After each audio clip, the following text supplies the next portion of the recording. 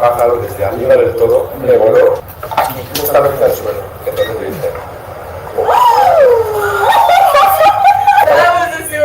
¿para qué quiere volar así? ¿Por qué? A ver si me trozo. No se cayó, o sea que estaba volando hacia abajo. Pero verdad, no. He showed us around the entire city, and it was an experience I will never forget. Yeah, they're black in there. You think it would have to happen. Don't. ¿Qué ice? ¿Qué es? Huevo, patatas, sabor. Vale, pues espera, de los borrachos. Hola, esto es lo que bueno que... Tienes crema, chocolate. He pedido... No sé. Los fitness.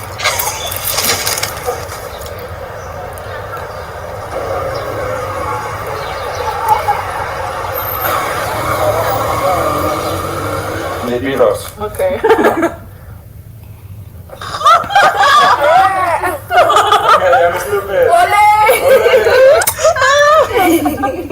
¿No quieres más? Good morning. I called me this morning and said that we can go somewhere during the day. Still don't know where we're going. He keeps saying, whatever you want to do, look at good ice, look at good ice. And I think we're going to meet Bob's friend. I'm going to finally get out of bed. I'm not going to tell you how late it is because that is disrespecting myself. Look at Rome again. It's actually not bad.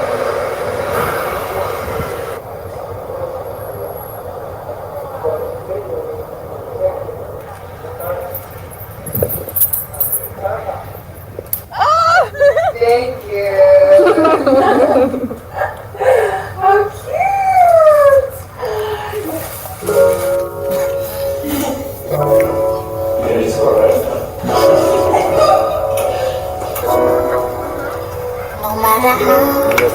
Oh my goodness, y'all.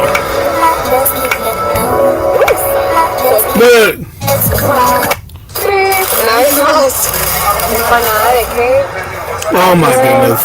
Atún con tomate y algo más. Yo no sé qué era.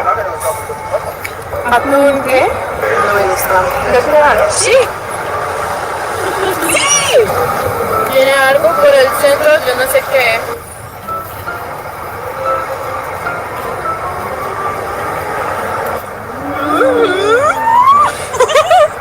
¡Está muy rico! 1 de 10. Yes. Yes.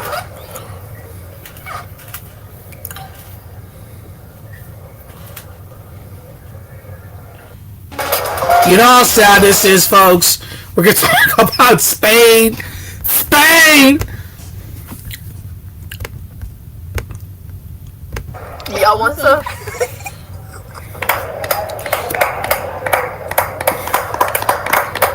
Yes, Spain. When you guys DM'd me on Instagram, and you were like, go to this little island, and I'm like, sounds like a great idea. Oh wait, no, it's not an island, it's a little village. Oh, Spain. Spain. Oh my goodness, I just love Spain. Oh. Oh yes, Spain! Te amo, Madrid!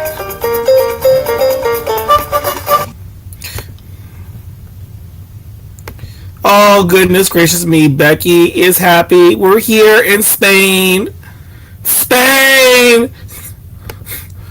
It's come up, girls. Okay, this is Ivana Parka. This is Rose. Hello. This is Matia. And Claudia. She will show you her outfit later. Right now we're going to the sea. We want to get some coffee and breakfast, and I am taking you with me. Spain! Spain! Oh yes, Spain! Oh my god. Oh my god. Drazzy, no. He I don't know what you call FBIs. So what's up, bro? Okay, everyone, we're talking about Spain. Once again, folks, we are fully aware of the white American male and female, especially the white American male. He loves Spain. So when these evil Arabs were invading according to them, Europe, which is actually still in Africa, there was an emotional point where this white American male took out his penis and started to rectify, ejaculate on his computer, on his tablets, on his cell phones, on his laptops. Spain, oh my God, Spain. Oh my God, Spain. Oh my goodness gracious me, Spain. Look at that culture, Spain. Oh, they're being under attack by Muslims. Oh my God, they're trying to kill all us white people. Yeah. I hear that a lot this past couple of times here. Folks, I have to say this again in regards to Spain. If you look at Spain, I mean, it's ridiculous. Type in Spain vlog trip. It is nothing but just women. You know, my first time, and look at that, Asians are there. Oh, look at that, Negroes there. Oh my goodness, diversity. First time in Europe, Spain. 3 days in Barcelona. Look at this. Oh, the real Malaga. Oh yes, I'm right here. This is how people lived in Malaga, right here. For many centuries. They say in historical times, this place is called the Bulto, El Bulto. Here we have a saying that says, El Bulto resiste, which means it's resisting being torn down. Anyways, they said, in summer, people here sleep on the streets, and then the fishermen would come back, and the fishermen would be able to feed the whole neighborhood. We have some people up here, see if we can talk to them. Look at these old railroad track markers. Oh my goodness, Brad. Here we go, once again, Brad. Centuries. I don't know. This is so sad, Brad. I want to see the hood of Spain, y'all. I want to see that. I'm Brad.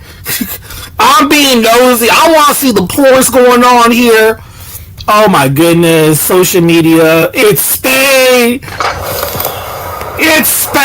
Oh, I want to go to Spain. Oh, Alicante, Zaragoza. Oh. Dude, kind of Oh, Becky. Oh, she is happy to be at Spain.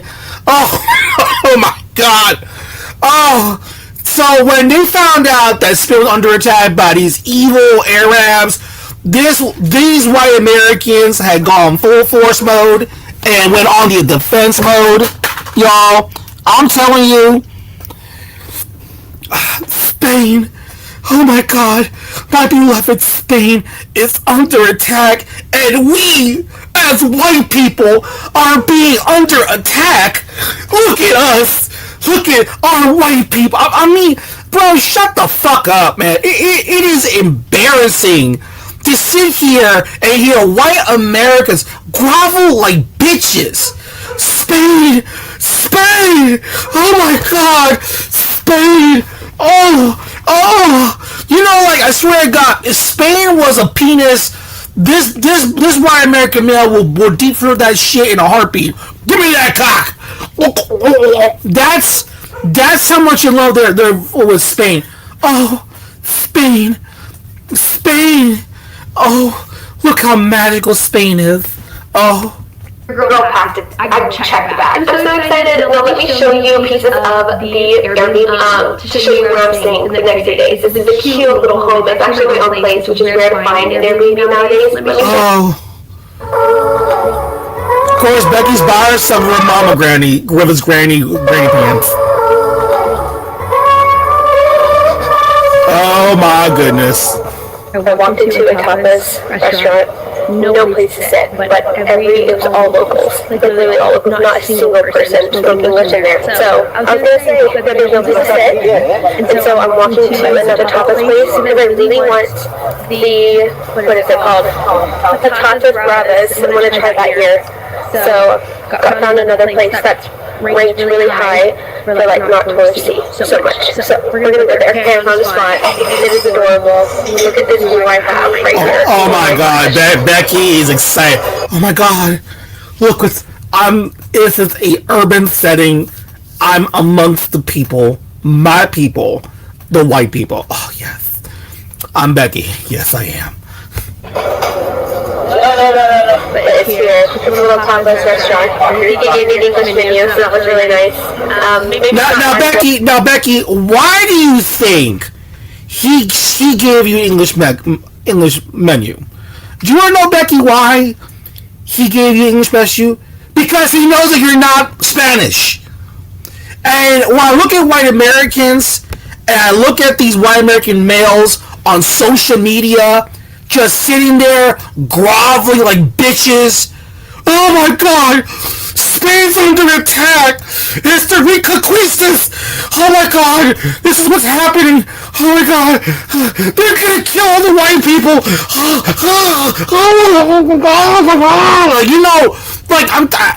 There was such. I mean. The amount of video after video after video of this white American male being a fucking whore to Spain. I mean, it's embarrassing to see this white American male. We know he's defeated. We know he's weak as fuck. But my goodness, this is embarrassing. It's embarrassing. This white American male's gotta stop. This has gotta stop. They have got to stop this stuff. Message to white Americans. Spain does not care about white Americans. They do not care about you. And if you die, they're not going to give you a boat to even sit on. You dumb idiots. The fuck is wrong with you people? I see video after video after freaking video of these white nationalists, these white American males sitting there crying, groveling like a bunch of whores. A bunch of strippers begging for change from Spaniards. This is embarrassing. And they're being invaded. Look at me. And then they start like crying and bitching. Oh my God, they're trying to kill all the white people. People like us. Get the fuck out of here. Oh my God. Jesus Christ, man. This white American male does not want to admit, bro, no one's trying to kill you. You dumb idiots. They're trying to replace us. We are. Look at us. We're white Americans. We're trying to fight the establishment. Why? Because a bunch of Negroes, your ex-slaves, want to question? Why? Because you want DEI hire? Get the fuck out of here, you dumb idiots. I don't feel sorry for these people that butt break black men in the ass pipes. You DL motherfuckers, you. Want to sit here and feel sorry for white American males. These are the same white American males that told that black man to bend over and they put their dick in that butthole. That's his legacy. Okay? That's his legacy. Say what about the Spanish what you want. They're not butt breaking other black men in the buttholes. Or other native or whatever. Oh, but they gave me the caste system. Okay, they gave me the caste system. Okay, what else? At least they get fucking the ass. You guys got fucking the ass. You see the big difference? I'd rather be a lower caste than to me get stripped butt naked and got fucked by a white dude. A white Anglo-Saxon dude. And they want to sit there and cry about Spain. Oh my goodness. Oh my God, Spain. It's Spain. You know how embarrassing this shit is? Good Lord. Dude, white Americans, man. They're such a fucking embarrassment, man. You're a bunch of losers. I'm sorry. If you're a girl, you're fucking these men, good luck. Good luck. Good luck taking care of these people. Bunch of idiots that are just self-hating. Like, I'm not gonna sit here and hear a bunch of white Americans sit here talk about being white and European when these motherfuckers try to date outside their race. They hate being white. And no, I don't care no goddamn Jew. No Jew taught you that. You taught yourselves that. You do not like being white. Honestly. And them try this weird thing, especially the women, but definitely the men. But this whole thing over Spain is just ridiculous. Local, but the reviews are great. And they do have the spicy potatoes with the baba sauce, which is what we want. Guys, be proud of me. I ordered in Spanish. I remembered somehow 7 years of doing Spanish in school, and it worked. Bravas, potato, ¿vale? Después.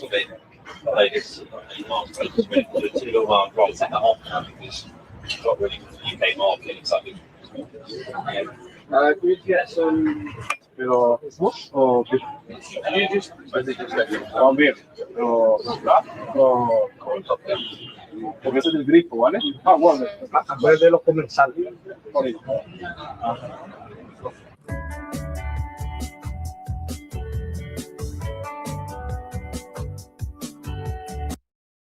T-Mobile 5G home.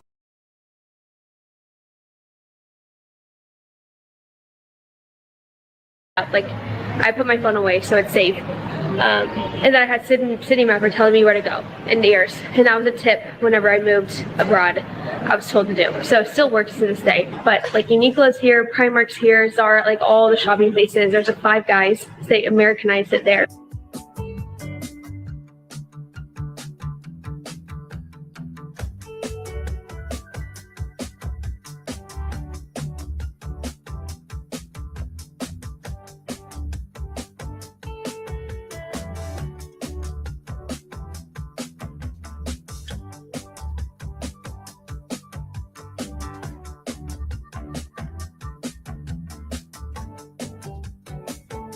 Y'all, I couldn't even get through the first floor without having to go to the fitting room because of how much stuff I grabbed. And I know I'm moving to a new city and it's gonna be colder where I'm moving to. So I'm like prepping for that too. I literally the cutest clothes. I am so excited to try these on. I'm kind of sweating right now though. Oh my gosh. They're so cute, y'all. I'm like dying at these outfits. Let's do a little try on.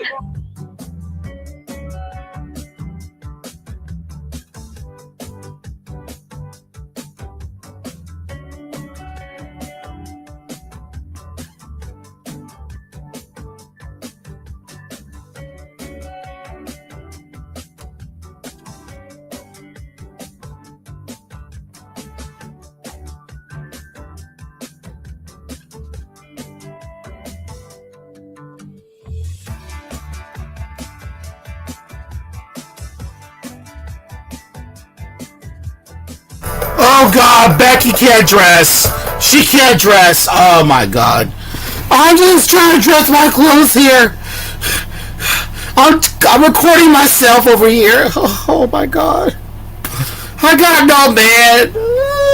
I'm just here in Spain to find penis.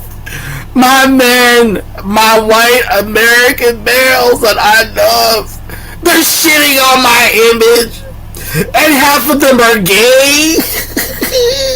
Yeah, that's sad for Becky. You know, she's to wake up in the morning and realize that holy shit, half of my men are gay, and they hate all. And on top of that, they hate women.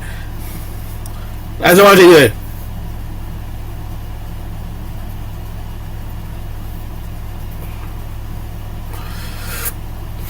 Oh my God, Becky. Where are you, Becky? Oh. But you know, Becky's all like upset. You know, he's up in arms about like what's going on and what to do, and she doesn't know what to do because she's an idiot, as always. Like why her life is horrible. She's upset. She's concerned about Spain. I love Spain. I see you on TikTok. I love Spain, but they're being under attack by Arab Muslim men, and I don't understand this. It's the liberal communist prime minister is allowing this to happen.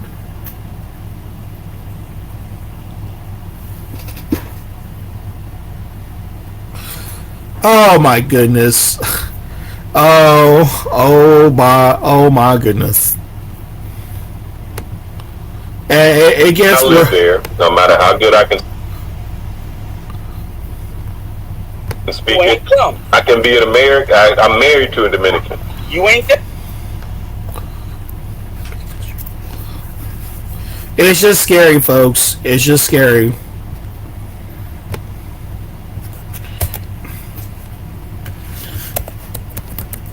It's just scary about Spain and Lily, of course, one of our proud white nationalists here, who want to have nothing but good anal sex all the time.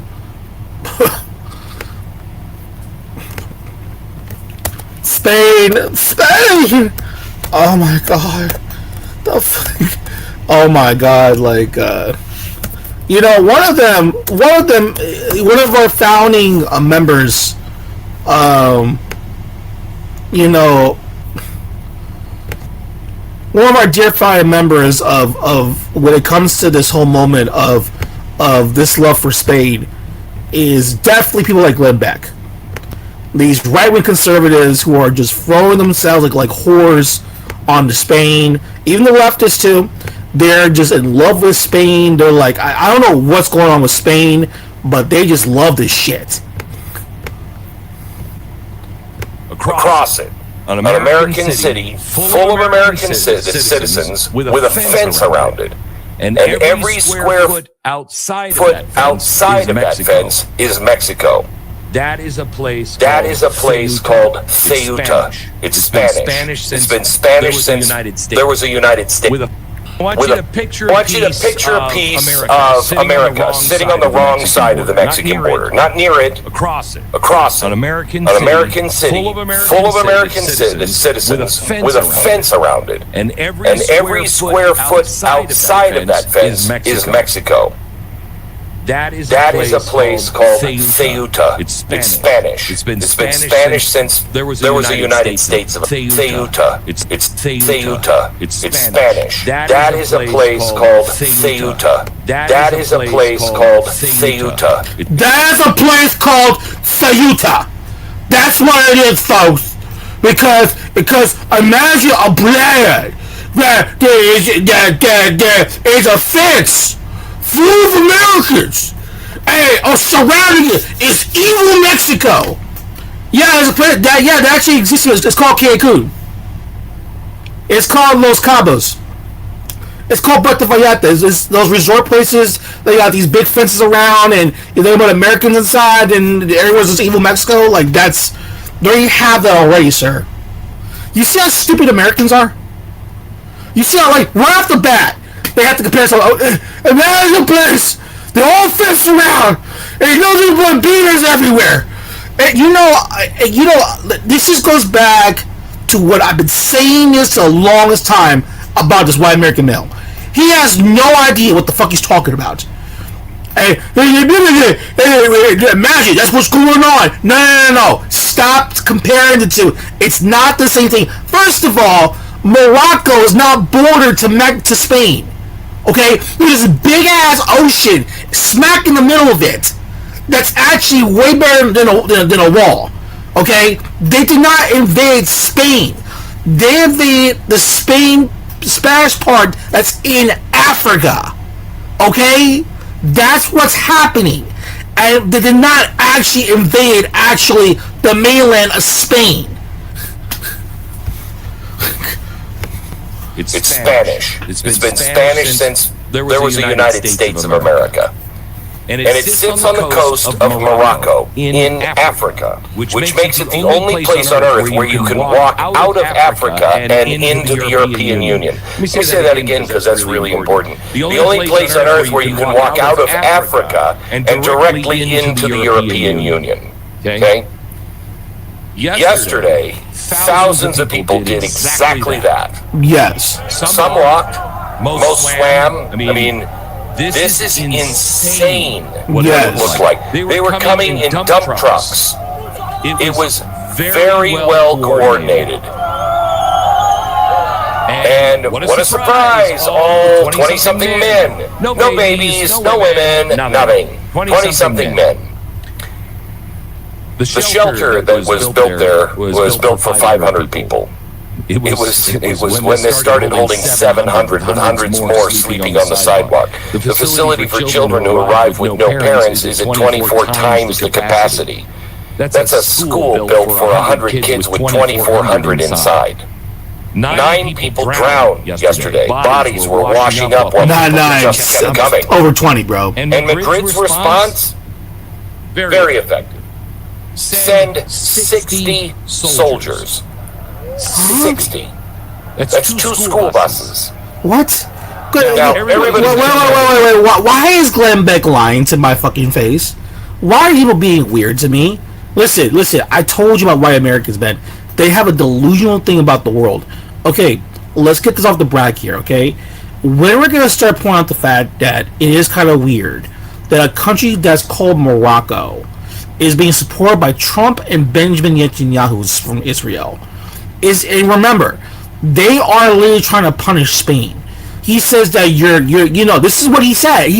This weird guy from Israel, he sat there and said, we're going to get back at Spain for them not bowing down to, how dare, because they're still pissed off that Spain got rid of that, oh shit, I'm so sorry that the small hats got kicked out of Spain, so we're doing automatic citizenship. Yeah, because he just said, you know what, we're done with that bullshit. We're done with that. They're still pissed off that they don't accept, short-haired people as part of the citizens anymore after they got expelled. Which, by the way, no, they expelled the Muslims. They forgot to understand this. They also expelled the Jews. That's what happened. Let's not forget about that part. They expelled all these weirdos. Okay? They expelled all of them. And the thing about it is that, and this is something weird about these white Americans. Oh my God, we're Christians. And no. Sorry, no. Spain is a Roman Catholic country. Okay? They're not Christians. They're Roman Catholicism. Okay? Another thing, I'm going to say this again in regards to Spain. Okay? Spain does not care about white Americans. Why do you care about a bunch of people that don't care about you? Stop this nonsense. And stop trying to say it's going to happen here in America and blah, blah, blah, and all this weird stuff, when we all know the USA is involved in a lot of activities down in Morocco. They're in the Middle East. They're everywhere. Spain is not sending military troops all around the world. You guys are doing that. So Spain's going to go there and protect whatever shit they got to do, get rid of these people, because I'm sorry, this sounds kind of orchestrated to me. Come on, I don't randomly on a certain day, they all got these weird notes saying you just come over here and cross over. Get me the F out of here, bro. We all know it's all coordinated, duh.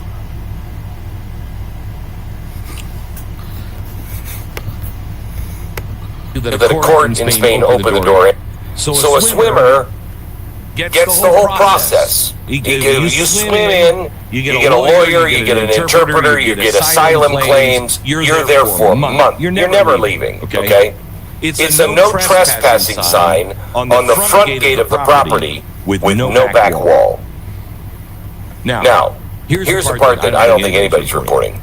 The case got to the Supreme Court because the Spanish government appealed it. Now, I want you to understand the Spanish government. The Spanish government is socialist, okay? They were full-fledged fascists for a long time. And they're socialists now, okay? Their lawyers went to court to keep the fast turnarounds, and they lost. This wasn't a government winking at a friendly judge. Apparently, this was a government beaten by its own courts and left standing there with a giant hole in the wall called, the Mediterranean. Now, the court told them how to plug it. Right there in the ruling. Build something physical in the water. A wall in the water? Okay, nobody built it. Then Madrid refuses to declare a national emergency yesterday. The prime minister, or the king, or the prince, or whoever runs damn Spain, they're crazy. Anyway, who runs damn Spain? So you're into politics, and you don't know who the hell's running the country, sir. Then what the fuck you doing talking about Spain? Then if you are Glenn Beck, if you are a white American male, and you know nothing about the politics, all you know is the following. Prime Minister is a communist, and the people of color, and the radicals and the leftists, we gotta get rid of him.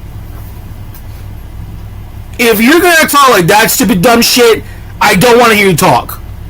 You don't know the prime minister. You don't know who the VP is. You don't know nothing. You don't. Oh, who's the prince? Oh, who's the king? And you don't know who the king of Spain is. Then if you don't fucking know, hop up before you go on a fucking microphone to do some freaking research. Then you see how stupid and dumb white Americans are. You know how slow they are with this conversation. It's embarrassing, and they're groveling like a bunch of bitches, like a bunch of whores. Oh God, Spain, and it's like, no, that's us. It's gonna happen to us. They're trying to kill us. They're trying to...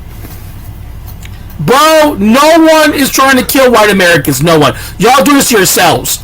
Y'all dance out your race. Y'all pew amongst each other. I'm sorry, it's not my fault that you don't want any more kids. You don't want children. Okay, then. You don't want no kids? Then fine. No kids. I can't tell you anything otherwise.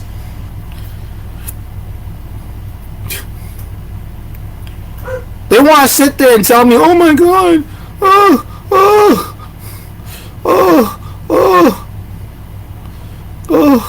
my God, oh yes, oh, the white man, oh, please take me seriously, oh God, oh, Spain, I love Spain. Oh, yeah, of course you love Spain, you dumb piece of shit. Of course we know we love Spain.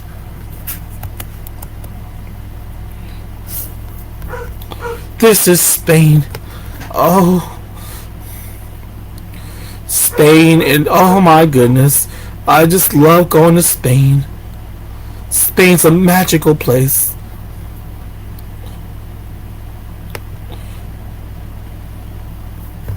Spain's a magical place. Racism, colorism, they're attacking the white man.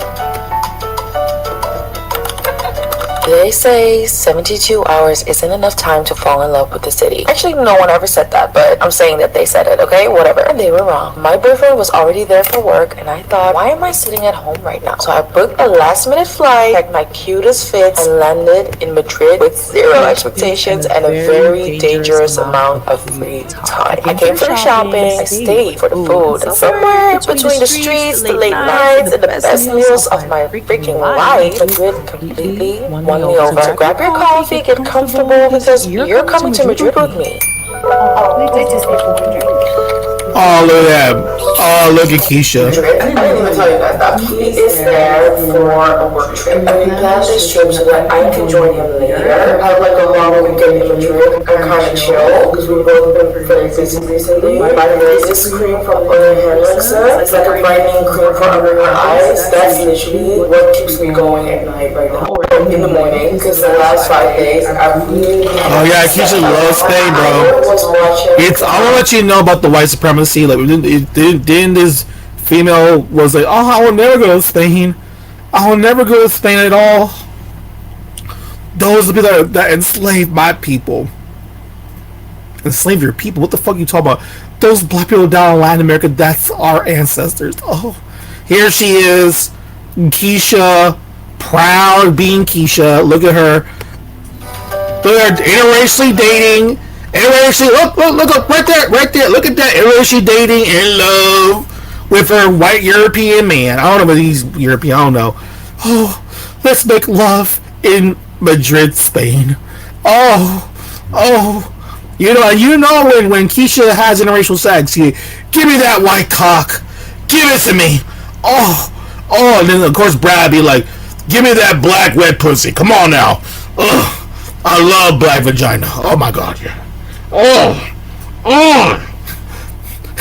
Yeah, like, yeah, you know, you don't know about how I know about these interracial sex couples. You know, they're all like, oh, finally.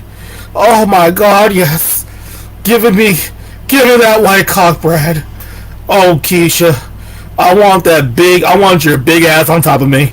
Give me that black pussy. Oh yeah. Of course, Banana Princess is like, you know, she's probably, you know, just like me, and Maria is like in the corner, like, oh my God. It's like, give it to me, faster. But that's irritated by everyone just being stuck on top of each other. I couldn't even properly talk. So for the girl that's saying this, girl, you're really nice, and I like you. I'm just very overstimulated. Like I can't. Anyway, on the way to the hotel now, there's so much traffic. It's gonna take about 40 minutes. Mace is gonna. What was I? Worn outside ever. Nobody was saying. But I'm not never gonna say that. Don't judge me, bitch. You guys can see she had a couple cocktails already. I'm a lightweight because I never drink alcohol. It's just alcohol. Ew. This is our hotel, and then this is the Sephora. Are you kidding me? I know I have to spend 4 hours in Sephora again. I don't care. Is eigenlijk een middelpunt van heel Madrid. Isn't that Seoul, where our hotel is literally the center of the center. So we're literally dead in the city center, which is perfect. All roads lead to Seoul. All roads lead to Seoul. Guys, I'm still tipsy for this right now. But I just need food, wings, and stuff. What's up? Sponsor me because I love y'all. Oh my goodness. You know, bet, you know, all these black women. I hate Spain. You want to be white. Remember that. Remember, folks. Remember the female Negro was like, you want to be white so bad. You know, Cam, you and your people want to be white so bad. Yet we see these black women in Spain trying to literally have white European boyfriends and has a white penis aiming, you know, injecting into black vaginas, screaming, I want more white cock. And then once they're done, they turn around and tell me, you want to be white so bad. That's the sickness we gotta deal with, folks. That's the illness. That's the illness. That's the sadness going on here. You wish you were like me. You wish. Look at you. You think you're better than me. You think you're better. You think you're better than me. Because niggas ain't shit. Niggas ain't shit. That's the mindset of the Negro. Remember that? She's playing salsa music. We're in Spain. Well, no, that's not true. They want Asian men, Arab men. They don't want Hispanic men. Let's be for real. They do not want Hispanic men at all. They know that's like the number one. Don't get an Asian or Arab. Definitely white, but not a Hispanic guy. Sorry. That's you got. Ruiz, I gotta disagree with you. They don't mind Asian Arabs because they think that Asian men have no other options, but they got a lot of money. Arabs, they think they're gonna splurge on them. They don't like the religion part. Hispanic men, no, they do not want those guys. They do not want them.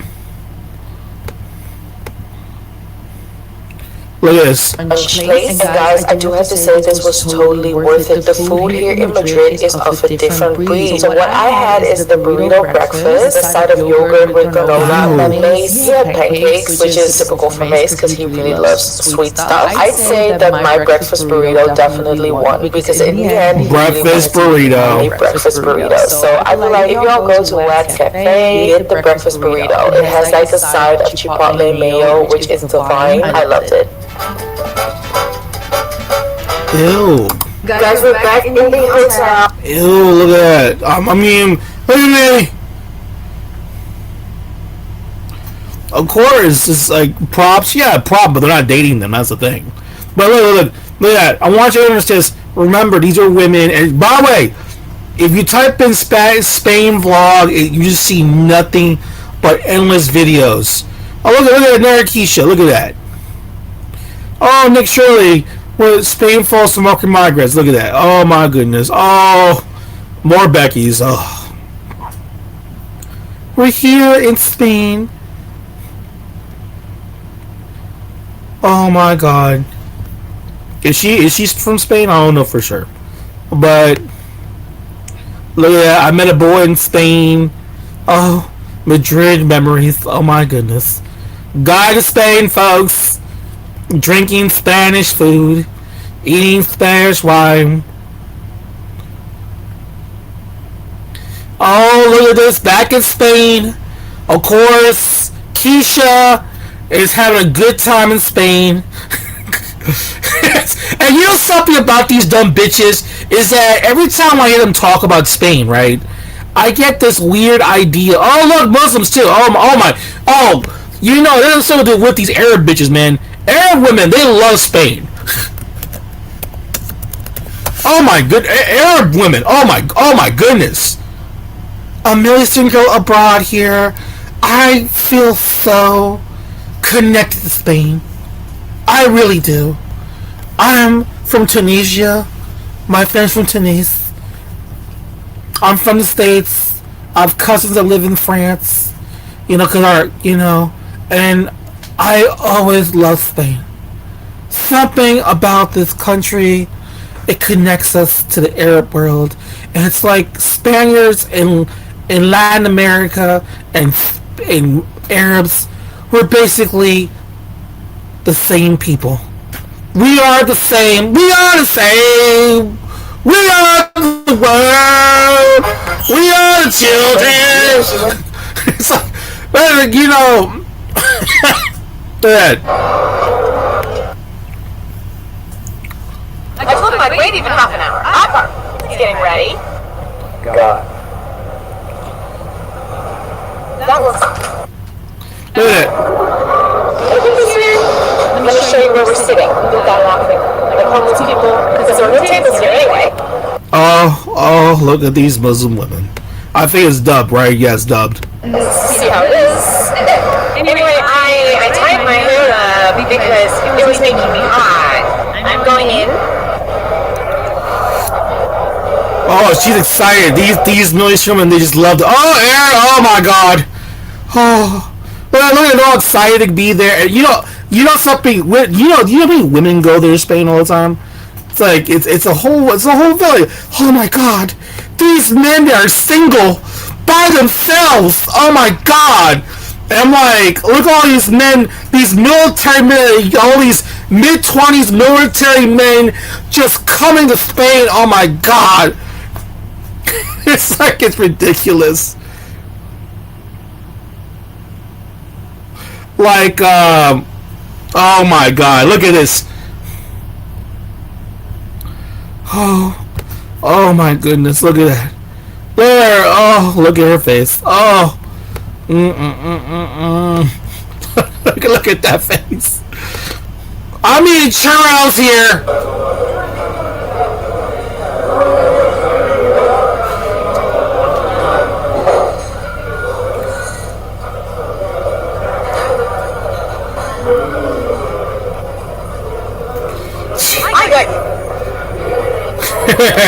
Oh, she's like, look at, oh my God, she's just excited to eat that churros. Oh my God, yes. Oh, it's so good. It's just like a penis. That's why I need in my mouth, Maria. A juicy Spaniard penis in my mouth. Oh, it's just the essence of the food here. I came all this way being single by myself. I'm trying to get some dick here. Oh, the culture here. Oh my goodness. Oh, more cafes. Oh, shirtless man over there. Oh yes, yes, the culture here. This is the culture here, Spain. Look at this. I'm a proud. Yo, these women are bold, bro. These women are bold. It's nothing but just women. I put even vlog here. Type in Spain vlog. Look at this. This year, it's Spain. For the chance of chasing a fulfilled life, one that aligns more with who I am and accomplishing my dreams. I always found beauty in discovering yourself and figuring out who you really are when nobody knows you. As a hot girl, it is not usual to see girls moving out on their own before getting married. The reality is, I did not want to one day look back at my life and think, I should have done this in my 20s or 30s before I settled down and have kids. I wanted to look back and admire the person that was willing to take a risk and a bet on herself. I hope this inspires other Muslim and Arab girls to take the same step as I did. Yes!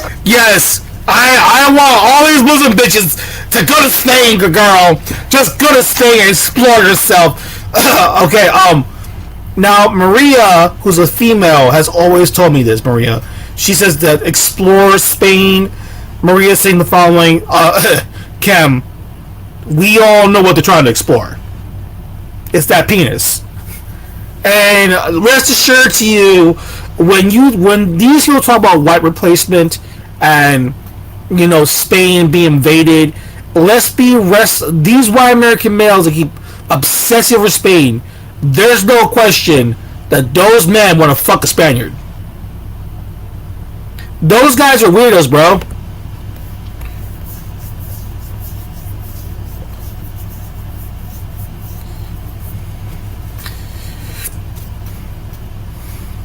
Who's Prince? Oh, yeah.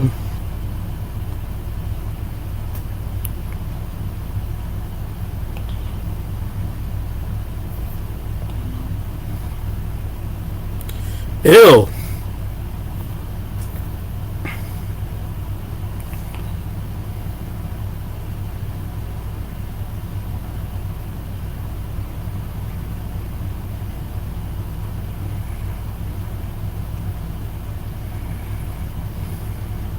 Happy birthday. Okay, people are obsessed with Princess Leonor marrying the Morocco and Jordanian prince. No, I don't know. She isn't married, actually. Well, Princess Leonor, I mean, let's see for real about this. She's gonna do that because when you have to marry people because it aligns with, let's see for real, they're trying to get oil. So you're gonna prostitute your own daughter to just get some oil. Like, let's see for real about that. And that's just, I don't know. And who's obsessed with Princess? Who's the Princess of Spain? Like, who's obsessed with them? This bitch is fucking ugly. Look at her pictures right now. Yeah, she's busted looking. Ew.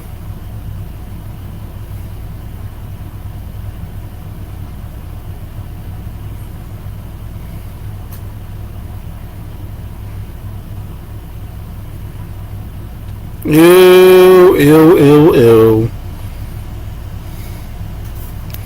Yep. Princess Lenore. Prime Minister, yeah. Do you care? Yeah. No, nobody cares. Okay. Anyway, he refused to declare a national emergency. The mayor was begging the government, please. And the government said, Madrid said, yeah, the law's written for hurricanes and earthquakes, not for this. And saying something out loud, we've lost control of our own border. So the court found a hole, it told the government how to close it, nobody closed it.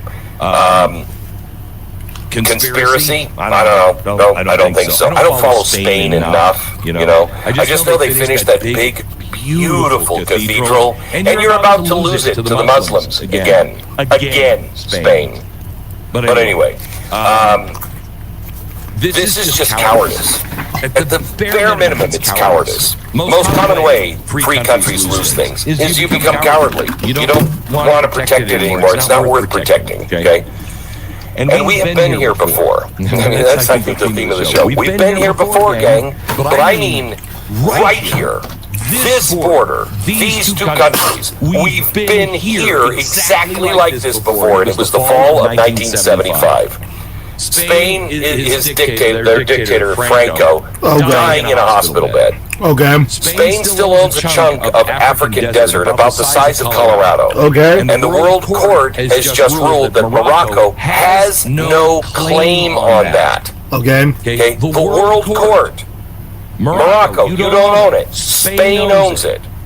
Well, the king of Morocco watches the ruling come down, and he goes on television the same day and says, we're going to have a march. And I want a march, and it's going to be in 3 weeks. 3 weeks later, 350,000 Moroccan civilians walk across the border into Spanish territory. Every man, woman, and child in a city the size of New Orleans. Oh my goodness. Pause in here, folks. And they walk across the border. They're unarmed. They're carrying flags and holy books and pictures of their king. And when I say holy books, you know what I mean. Not one rifle in the whole crowd. Now the king had picked that number on purpose, 350,000.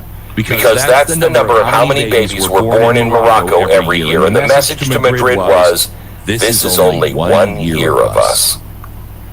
So Spain had soldiers on the line. Spain had told the world, you come across our sovereign territory and we'll shoot.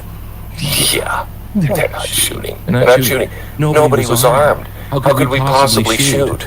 3 days later, Madrid announced it wouldn't fight for the territory. The king called all of the people home. They walked. They walked about 6 miles in. 5 days after that, Spain signed the size of Colorado away. 9 days, Colorado gone. Not one shot fired. Because the European government found out it could not bring itself to open fire on a crowd of civilians, and on the other side had bet everything on exactly that. That's what happened. You had 49,000 people yesterday come across. What are they going to do? They're going to shoot them? They're going to shoot them? They know. Morocco knows you're not going to shoot them. By the way, the king who ran that play is dead. His son is the one who's on the throne now in Morocco. And today, the day the water at Ceuta filled with people was the anniversary of that son's coronation. Any of this a coincidence? This was an invasion. Oh my goodness, this is ridiculous. You know, of course they wouldn't shoot. Oh my, you know, the thing about people like Glenn Beck, who's talking about, he has no idea about Spain at all. You do realize that Israel and Trump are supporting that man, right? The King of Morocco, right? To the point that the King of Morocco is going to name a highway after Trump. You are aware of this, Beck, right? This is why I keep telling you people, dude, Americans are stupid. And they're like, did you know that? Bro, you do realize that it's in Africa, right? You do realize Spain couldn't afford to carry on the colony in Western Sahara, which, by the way, is technically still not a legit territory, and Algeria and Morocco are fighting over that territory. Freaking idiots. I swear to God, like, holy shit, like, look at Spain, they're being invaded. This was an invasion. 5 years ago, Morocco pulled the same lever. Waved its border police off the line and let 10,000 people through into Spain in 2 days. Because Spain had let a rebel leader Morocco considers a terrorist into a Spanish hospital. Everyone knew what it was. A veteran Spanish reporter who has covered Morocco for decades said flat out, yesterday, the Moroccan side is standing down again. So they're not stopping anybody from coming across the border. They're encouraging people to go across the border, and Spain isn't doing anything. This is a faucet. And Spain, faucets have a handle, okay? And the hand on the handle has used it before on this country, your country, and they win every time. So the men in the water yesterday, not an army, or are they? Because they're all 20-something young Moroccans, all men. They say they just want a paycheck. Well, not in my country. Everybody else wants a paycheck too. What the hell? What is going on? There's a trend spreading among them online where they post videos of themselves making the swim like a dare. They're not soldiers. They have no idea what they're being used for, I think. I could be wrong. A crowd doesn't have to be in on it for a government to aim it. They're the weapons. They're the bullets. Now, there's an ideology out there that has named this specific ground, and it is not a rumor. Most Americans don't know that Spain was Muslim for nearly 800 years. Oh, God. And they called it Al-Andalus or something. Oh, God. Oh, my. Oh, God. Andalusia. Oh, my goodness. I don't know what the name is. I don't know what the fucking name is. It's fucking Spain. Dude, shut the fuck up. If you don't know what you're talking about, then stop talking about it. Jesus Christ, man. Yo, white Americans, man, what the fuck is wrong with you people? Jesus Christ. I mean, listen, deep down inside, Glenn Beck should know that white people, white Americans, they love Spain. They love Spain. I see Becky all the time in Spain. By herself, walking around in a bikini, you know, with her ass out, or showing her butt cheeks. You know, just wearing a micro bikini on there and just bending over, just roll around the sand, and just hoping that one of these Spaniard men wants to tap that ass. Like, that's what she wants. You know, oh, I'm just here in Spain, you know, just having a good time here, just traveling, and just, you know, having a girls trip with the girls here. You know, I'm just here, just traveling, just looking around, and, yeah, you're traveling, look at the sand, right?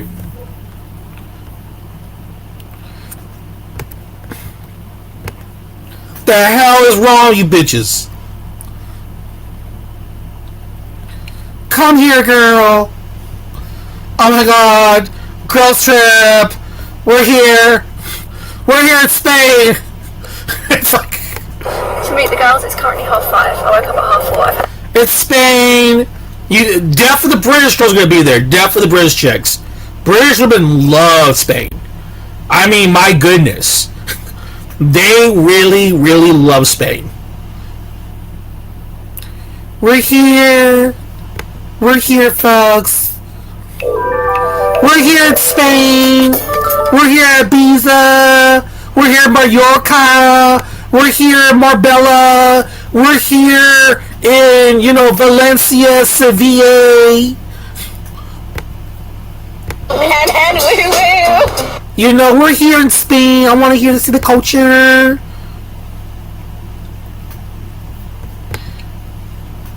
Hello, everyone. Welcome to... It's creepy, especially British chicks. They scare me the most. They're over there in Spain, and it's like, what the fuck are you doing over there? We're just here in Spain. I'm just here, and you know, British Becky, she is... I mean, I'm sorry, she got the running for this one. When it comes to Spain, she's a fucking whore. I mean, my goodness. Those girls from England, they really want Spanish cock. They're determined. And we all have a... It smells beautiful. We all know this. Really? Hey, this is kind of scary to see that. You know, look, you don't believe me, folks. And you know, we got Becky right here. We got British Becky here. I'm on my phone from now on. I'm sorry, I just really don't trust myself with my camera out. I'm not gonna lie. Most of this vlog will be in my phone. Oh my goodness. Yeah, we're not going after the summer. You know, I don't really muddy. Do you know what I'm trying to say?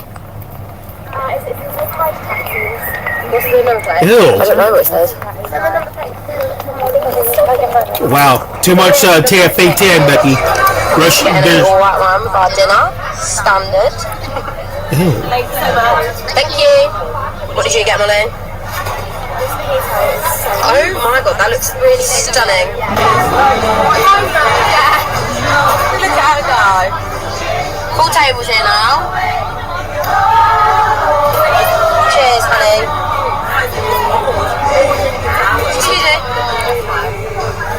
Ew, these are some sad bitches, man. You can tell right away that she is not happy. Like, I got this fake smile on me. I got this fake smile on me. I'm of course, British Becky. She's super tan. She's trying to get more tan than the ones from the United States. and you know, and she, you know, let's be for real. This girl's a legit whore. I mean, I'm sorry, like, she really is looking for a Spanish man. They're all like, they're always by themselves. They're like, God damn it, I need that cock. God, where are they? Where are you, Spaniards? Where are you? where he has to go and hide them too. Like, come here, Spanish guys, you just gotta need to hide here because these women are trying to suck you in and birth you with weird people. That's true. That's a real concept right there, folks.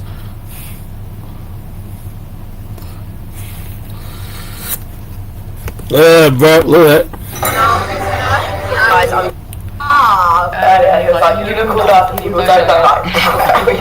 Hey, look.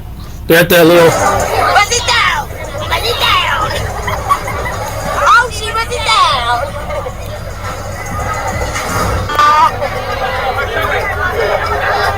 I love the measures in time. Whoa! Down it! La la la la la la la la la la. Oh, yeah. La la la la la la la la la la.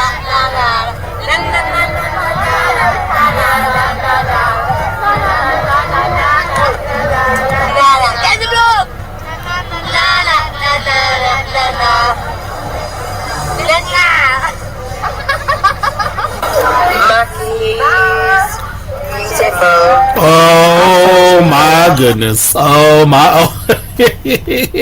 Wow. Of course, dancing by yourself, being lesbians.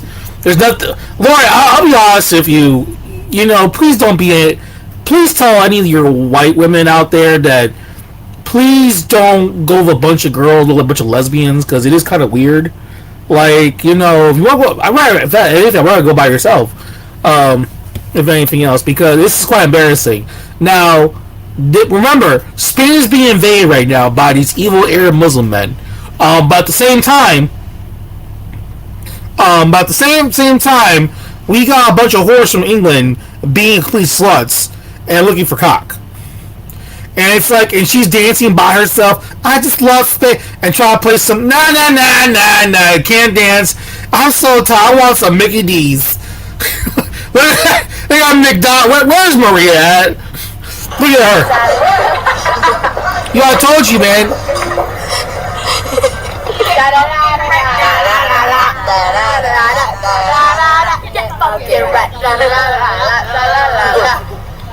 That's funny. What's going on there? Hey, yo, British, just wait for all the stereotypes of you being super drunk, be falling over the place on the ground.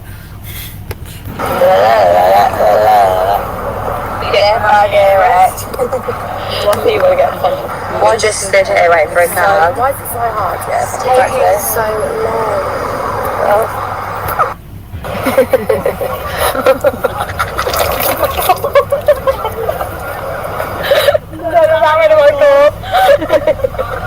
My God.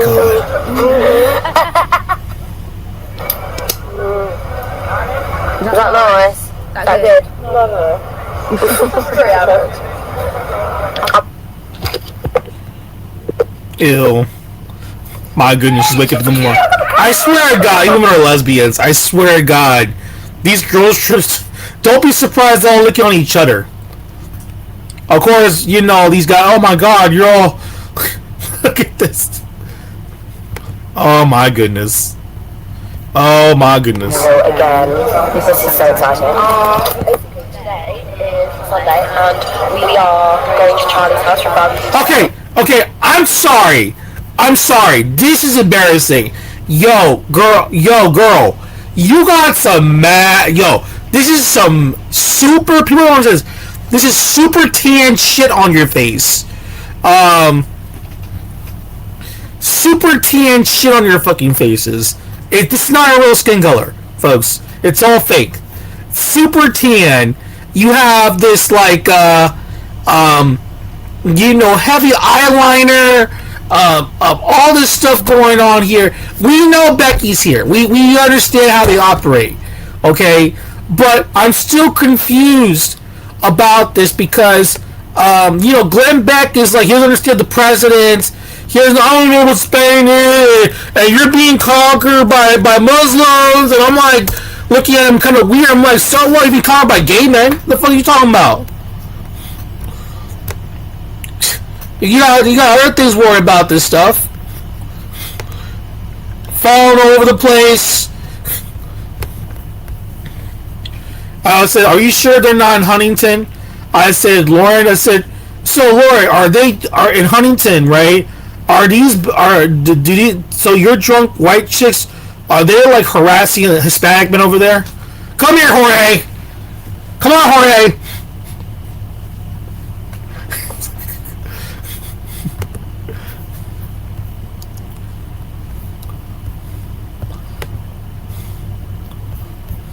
Any resistance to that, or to make sure that they are monitoring.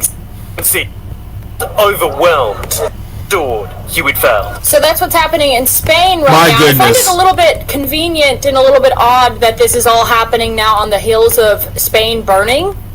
Remember, literally the last video I did was about Spain and Europe being on fire. That's very interesting, and I have a theory about all these fires. You know in California how the fires happen in California all the time. And as more the fires happen, the more people move, or they move into the cities, or they move away to the rural areas, and because they're sick of it. They're sick of building a house and it being burnt down, and it seems like there's nothing but incompetence. And all burnings is a very effective way, with plausible deniability, to grab land. You know who also basically runs the entire economy in California? It's all of the tech guys. It's all the tech bros. It's the people who run the social platforms in California, which by the way, that's basically the entirety of the economy in California is just based on these tech companies. Doesn't it seem strange that California, of all the states, is the one that's constantly having these wildfires? And I wonder who's going to sweep in and grab up all that land so they can build more. Wait a minute. Hold on there, white nationalists. Wait, hold on. Colorado's been burning. So has Dakota's been burning. There's wildfires that happen in Colorado, right? The same thing also happening in other parts of the United States. Not just why is it only happening in California? That's a complete lie. It's happening in Colorado as well. Centers and more hubs for advancement and technology. And I think that that's the same tactic going on in Spain. Slay the groundwork. Get rid of all the people in the rural areas. Send them all packing into the small towns. And then run them out of the small towns and make them all be located, easily manipulated, easily controllable, easily surveillance in the big cities. And now, on the heels of all the fire, just what Spain needs, right, is 50,000 more migrants seeking a better life. So there's a loophole in the law, so they realized if they just swim to Spain from Morocco, then they'll be fine. And that's what we've seen. It's like 50,000 have come in this tiny period of time. And it looks like storming the beaches of Normandy. Okay? For anybody who just thinks that, I mean, this is war. This is warfare. In the 1400s, the 1500s, in a decent time, when people cared about their country, they would see videos of this, of masses, huge swaths of young military fighting age men, very few women, very few children. Wait, but didn't you got fucked by an Arab Muslim man before? Isn't your ex someone's Persian? Like, she says that she's against this, right? But dare can I say that she... Listen, if there was 1,000 tannish men walking around the beaches, especially in California, where Becky is desperate to find a man. Just make no mistake that these men, like, get me pregnant, I need a baby. Half of my men are gay. Well, there's no... You listen, I understand this, I get it, but let's be for real about this stuff. Yeah, I've been saying this for quite some time. Listen, this is all stage. And but the thing about her, she doesn't want to say anything, but I'm gonna say something very reasonable here. It does come off that a lot of white Americans, they get very emotional about Spain. And it's weird because it's a very emotional when it comes to all comes in Europe. Like, Spain is like this weird location. Like, white American males, they love white American males, they love Spain. They really do. They absolutely adore Spain because they want to be one of them, and because they want their features. Now, at the same time, they hate Spain because they're like, oh, because just like this, like, you know, just like how you can, oh my God, you know, us white people, right? But God forbid, like 80,000 Spaniard men show up in the beaches of Huntington Beach, where Lauren lives. God forbid they show up. Let's see what's going to happen then. You know what I mean? Basically men.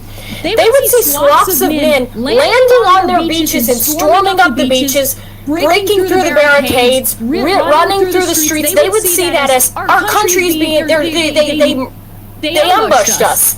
They caught us when we were asleep. The guards weren't on watch. They were asleep behind the guard towers. And now we're being invaded.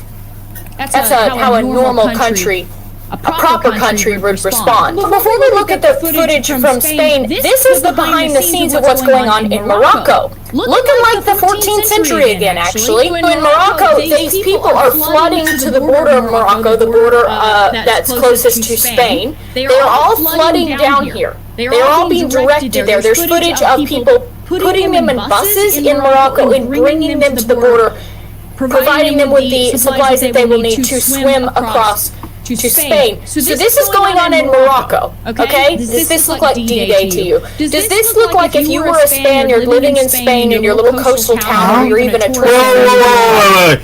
Wait, hold on there, bitch. Hold on there. Okay, time out.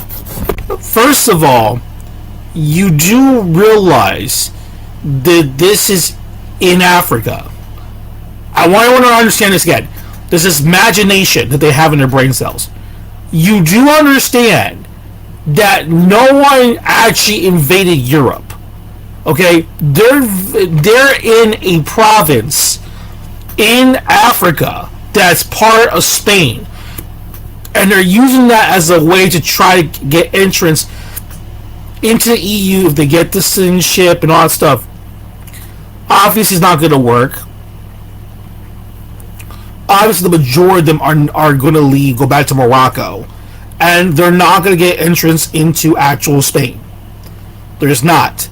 Because, now, the better question is, why would they swim across to go to the Spanish part? Why not go north and hit, you know, the actual country of Spain? They can't do that either because that's dangerous. The Mediterranean is pretty dangerous. Those currents are pretty dangerous. Okay? That's why I keep telling this to people about Spain. That it's not a place that go like that's they understand this. They don't need a wall. The wall is the ocean. There's no better wall than the fucking ocean. This is why I'm laughing at this. Like, oh, they're gonna come here. They're not gonna go into some actual Spain and literally go and know. It's gonna be impossible. It's gonna be impossible. Stop this nonsense. It's World War III out there. No, it's not World War III. No, they're not trying to kill Whitey too. Stop that nonsense. And stop them saying, oh, they conquered Spain and the Reconquistas and all this weird shit they keep talking about. I think we've just gotten so used to modern warfare that we forgot that traditional warfare still exists. Modern warfare, we're so detached from the warfare, like even in the Ukraine and all of that. It's like drones, it's airstrikes that are being conducted from computers in other countries. You know what I mean? So warfare, I feel like we've gotten away from the fact that when you see a group of people literally climbing your shores, that it doesn't process in people's brains that this is warfare as well. This is just the traditional mode of warfare. This is how warfare has been carried on since the dawn of time until now, apparently, where we just communicate and call drone strikes, and we're doing all the warfare from computers and from the sky. So it's kind of invisible warfare. This is the most obvious, in-your-face warfare I've ever seen. Just look at this. They're swimming across. Those are not Spaniards. Those are people who came from Morocco trying to take over Spain again, and from Spain, the rest of Europa. Look at this footage, and the fact... Oh my god. Oh my god. They're trying to... You know what he says? They're trying to take over Europe. They're trying to take over. I mean, this is why I keep telling you about white Americans, man. They're fucking idiots. They're just like black Americans. And their offsprings too. It's just embarrassing. It really is. Like first of all, let's be for real about Spain. They don't like white Americans like that. Why are you defending a bunch of people that don't give a flying fuck about you? What is wrong with you weirdos? They don't care about you. Why am I seeing video after video after video of white? Oh my god, that's us. No, that's not you. You're white Americans. These are people from Spain. You're not the same people. Okay? And you're just saying this because you want to have sex with the people there. That's all. Why am I seeing video after video of these people? Oh my god, Spain under attack. It's going to happen to us too. They're trying to kill us too. Look at us. They're trying to invade us. And blah. No. That's not what's happening. Stupid idiots.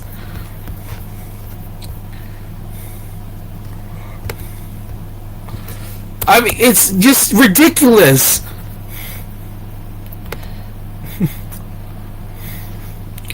Video after video after video, and you know it's ridiculous.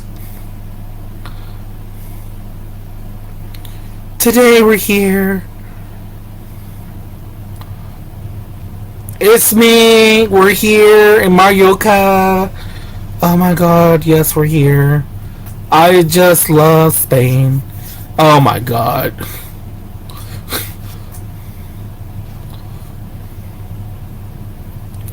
It's really embarrassing. It really, really is.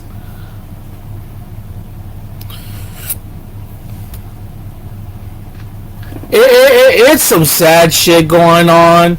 I don't know what's going on with all these people doing this shit. I really don't know. It's quite sad to even argue with these people about this stuff, but it is kind of true.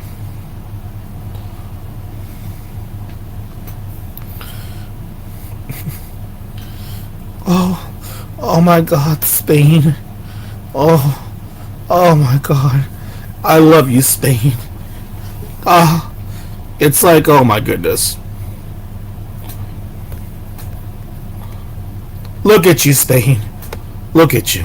Look what became of you. You change. Oh my god. The culture, the people.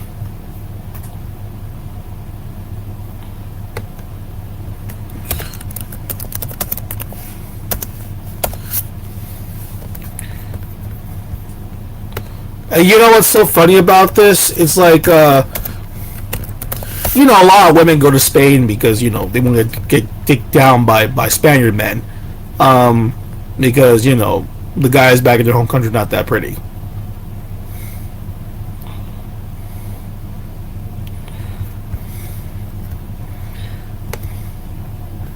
That's how crazy this is with these people. It really is sad. Even argue with these guys, but, is what it is with these people. This is how people are responding when they see this obvious invasion. This is how they're responding. I would highly doubt that person is actually this, and I would probably guess that she's one of these. That seems to be the pattern, or she's been so brainwashed by these that this is what she's doing. Come in. Let me hold you. I'm sure he's loving that too, by the way. Loving that. At least we can say that these people will be hoisted by their own petard.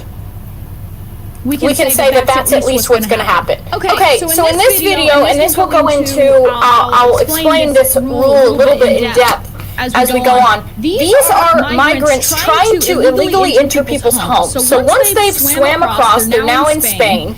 Now the clock is ticking, okay? Not that really anything is going to be done. They say the military has been deployed, but they will do nothing. The police are too busy trying to put down protesters of Spaniards to actually deal with the invasion going on her borders, okay? So these are migrants trying to illegally enter homes.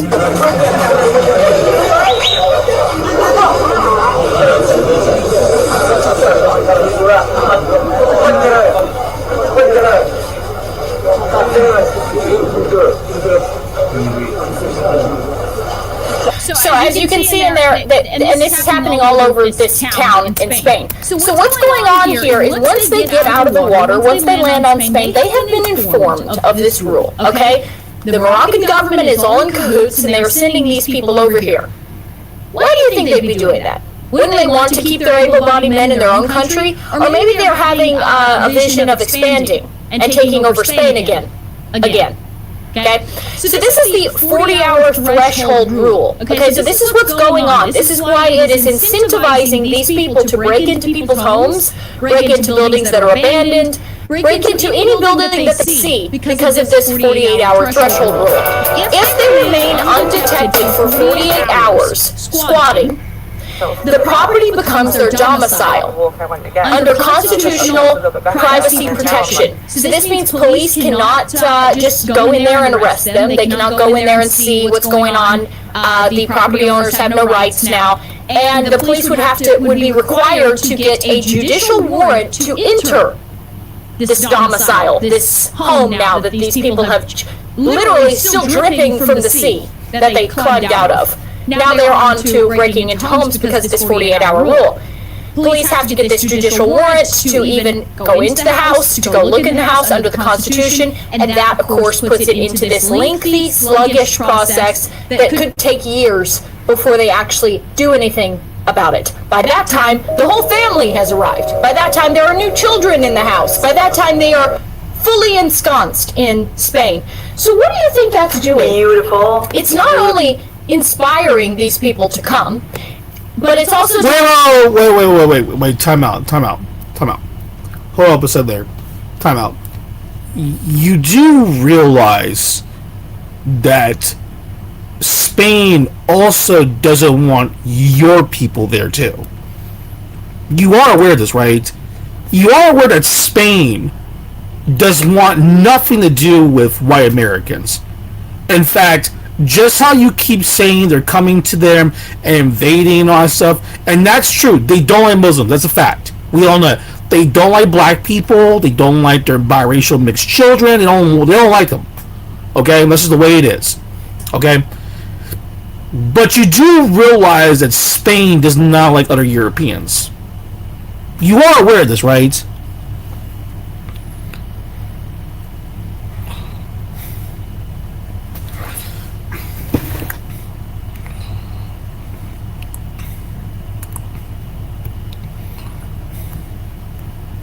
That's the part that I keep telling people all the time. I'm like, yeah, that doesn't make any sense to me.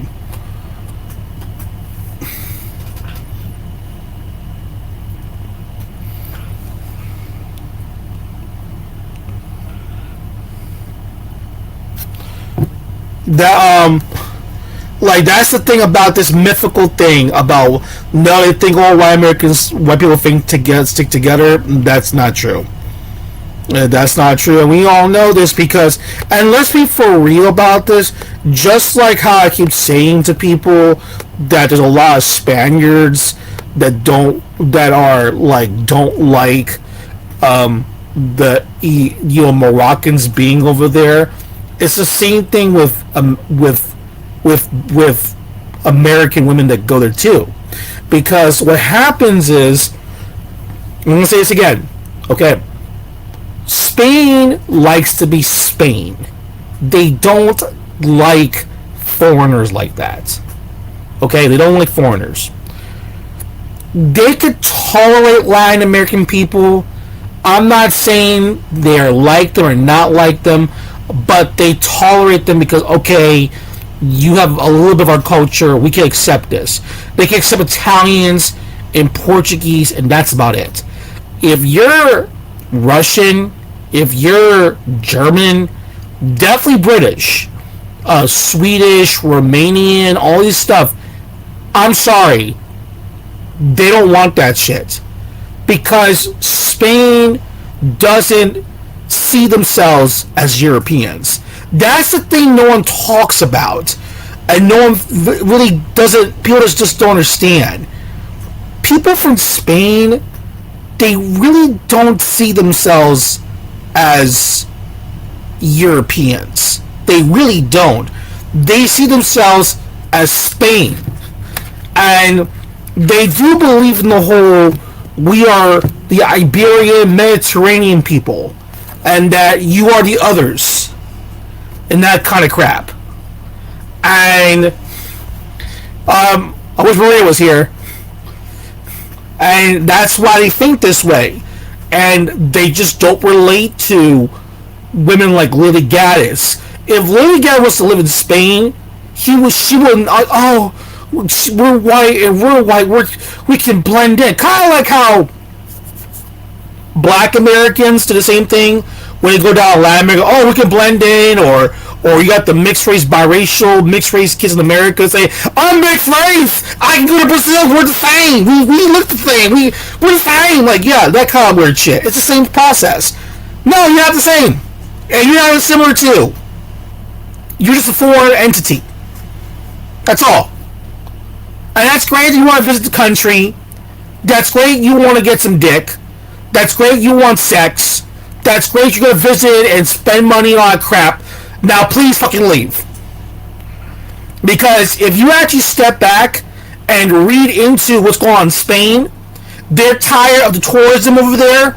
They're tired of the immigration going on, of whether it be from Europe or from Africa. They don't like it. They don't like the fact that they're treating Spain as some sort of whorehouse. Because that's what's going on in Spain. Spain is like the Miami of Europe. People go there just to get party, get drunk, and they want sex. There's really stories in Barcelona where, I'm not joking, where women from Europe and parts of even the Middle Eastern chicks, they're being caught bending over and fucking having sex in alleyways.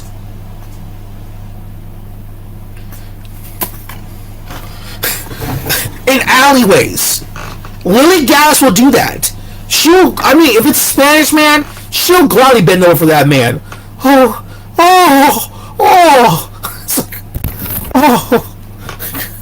And you know what's so funny about this is that I know for a fact that white American males do not like Spanish men from Spain. They do not like those guys. So I know for a fact that they're fucking lying.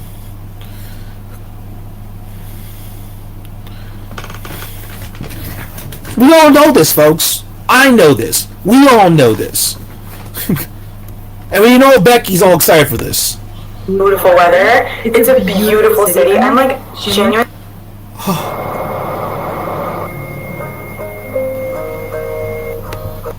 Like 10 days, and we are starting our travels in Madrid. We just got here this morning. You guys, beautiful weather. It's a beautiful city. I'm like genuinely blown away by how gorgeous it is. Our flights all landed at like the crack of dawn. I think mine got in at 7:45. Got to a beautiful Airbnb. Like this Airbnb, you guys, that we're staying in is gorgeous. I'm gonna link all the places that we stay in the description because you guys, if you come to Madrid, this one is incredible. Decorations are 10 out of 10. Oh, that's gorgeous. Stunning. Oh my goodness. So nice. Oh my god, guys. It's so cute. Anyway, I'm here with my two best friends, Megan and Alicia. Both of them are my besties since college. Oh my god. Yes, we're here. Yes, it's me. It's with my besties here. I'm gonna have a fun time in Spain. Yes, I am looking for Spanish penis. This is what I'm determined. I am determined to get some Spanish dick. So, can I ask Lily Gas a question? So, do you think Brad's gonna be happy the fact that a bunch of white chicks from the United States is gonna fly to Spain to get dick down, and the white men, yeah, we're the same people, we're all white. You know, that's stupid how Lily Gas thinks.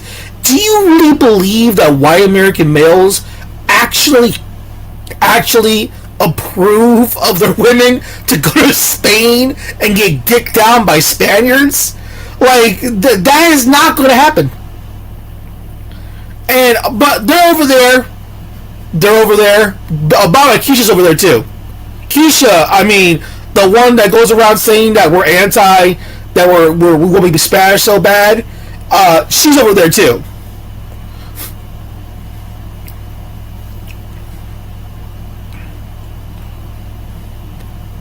She is over there. I mean, my goodness, like, she's over there too. Like, I want to get some dick too, you know. Best time. Today we just like walked around. Alicia actually studied abroad in Madrid, so she kind of like knows her way around the city. I'm genuinely operating on like 2 or 3 hours of sleep. I'm excited to be here and be with my girls. I hope you're enjoying this girls' trip to Madrid.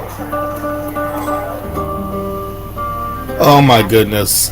The Federal Cafe, another cafe. What the hell? Wow, photos together, girls. Oh my goodness.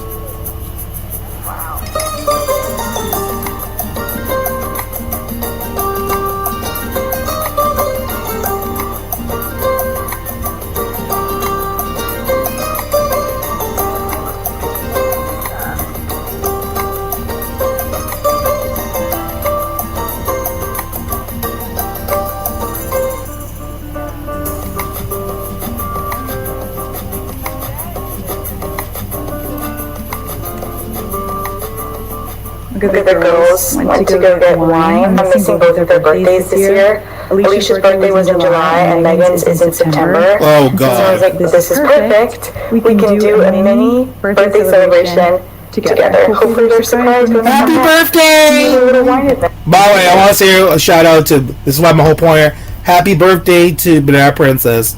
Although she does not want to be in Spain and be with a bunch of females and be in a lesbian girls trip, because Banana Princess always told me that it's kind of weird that it's always a girls trip, there's no dudes around, and it's like, this is some bullshit. Like, I don't want to be with a bunch of women everywhere, and she kind of explained to me that there's actually a lot, Laura, I don't know if you agree with me, but she says majority is girls trip. There's always a lot of fights breaking out amongst girls, and there's always fighting and jealousy going on, and like some other weird shit going on. That's what she told me. I went, oh really? I was like, shit.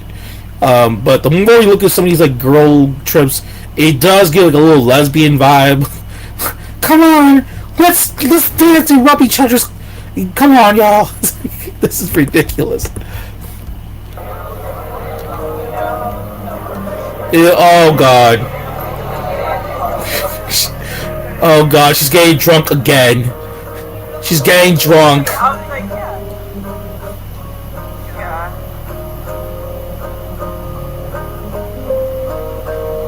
Oh my God! Oh, look at that. Becky is trying. It's like, yo, she's determined to get. Like, I'm showing my cheeks.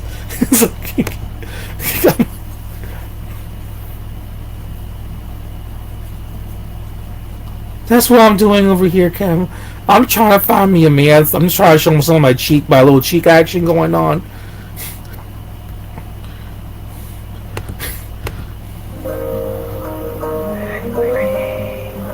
A little ASMR going on here. Okay guys, we're all dressed, ready to go. I'll give you guys a little, we're gonna do a little street fit checks later today. But our plan this morning, we're gonna go to the San Miguel Market. Yes. Even though it's 12. Yes. Then I think we're gonna So I'm confused here still. So Becky is in Madrid. This is the heartland. This is the place where the word that Moroccans want to conquer, according to them, they also they don't see again. It's the whole point about this. They don't understand that it wasn't Morocco that conquered Spain. It was the Arab world, the Muslim world, that tried to conquer Spain, and they're fighting over Spain too. But Becky, she's in the same fight too. She look just like Moroccan men want to get like because listen, you know what I'm saying? Arab people, they love Spain. Like I cannot tell you this anymore. Arab people, they really love Spain. I mean, my goodness, there's a fight between. I mean, and white American men, I don't care what they say. They love Spain, but they hate him at the same time. It's like a weird thing. It's kind of a deal kind of weird situation going on here. Oh my goodness.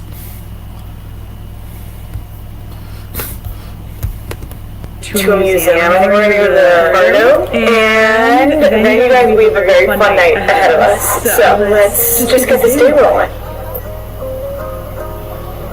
Wow, look at this. These are my people, the white people. Oh.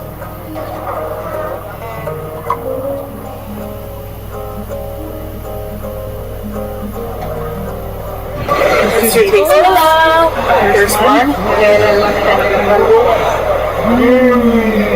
Hola. Hola. Hola. I'm eating some Spanish comida here. Hola, banana princess. Hello. Hola. Eating some Spanish food here from Spain. I'm so happy to be here. Oh my god, yes. I'm just sexualizing my food. Imagine it was a penis. Oh my goodness. Yeah, of course, black men will claim the Moors. And it's like, we fuck Spain. Oh, yeah, black men want to fight over Spain. White Americans want to claim Spain. Arabs want to claim Spain. You know, this is why I keep telling people that I'm like, where do you this idea that black man wants to claim Spain? We're just telling you that the culture is part of these countries as well. Like, come on now. We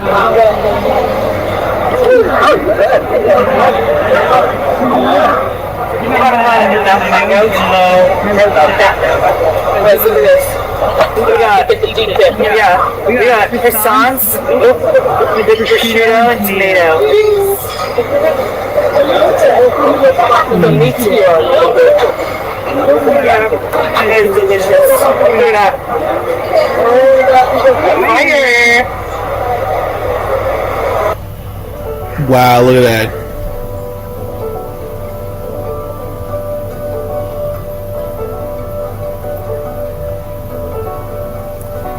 You know what's upset about these videos, Tyrone, is, ladies, I thought you wanted black penis.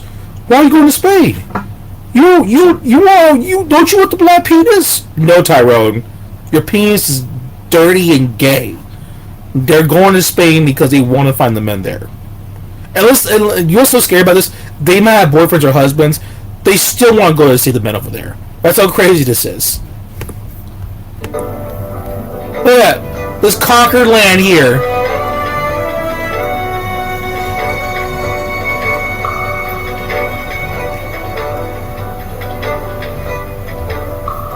Look at this. It's beautiful. I'm walking here.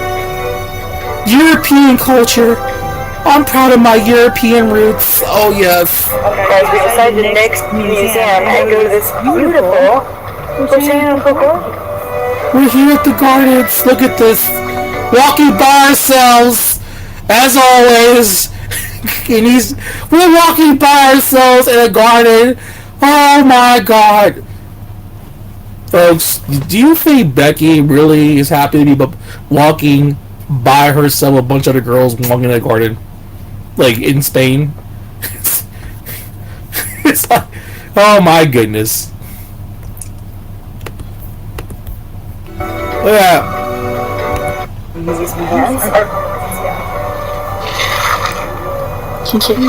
Lord. My shirt from Amazon and my skirt from Free People. My dress is from Kelly's closet. What?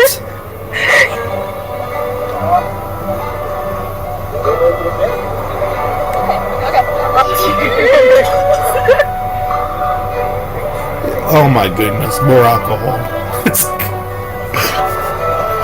that's how Becky's I feel like my dress is literally that emoji. The dancer girl emoji.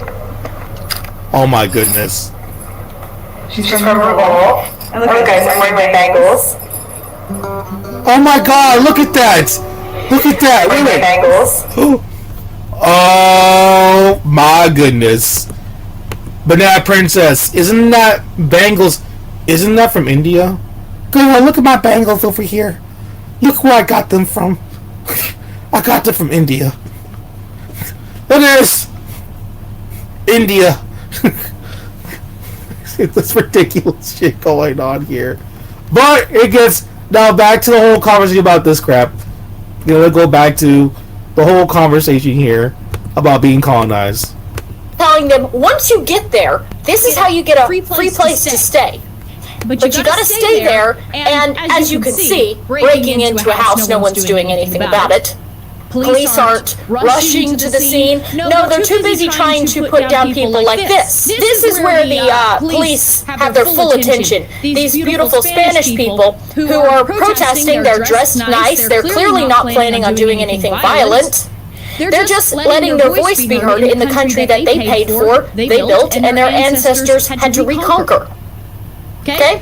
But that's where the police are. They are standing guard over moms and aunties and sisters and girlfriends as they let their concerns be known. Oh, let's bring up more backup. By all means, we need more backup. These are out of control. They're yelling a little bit too loud.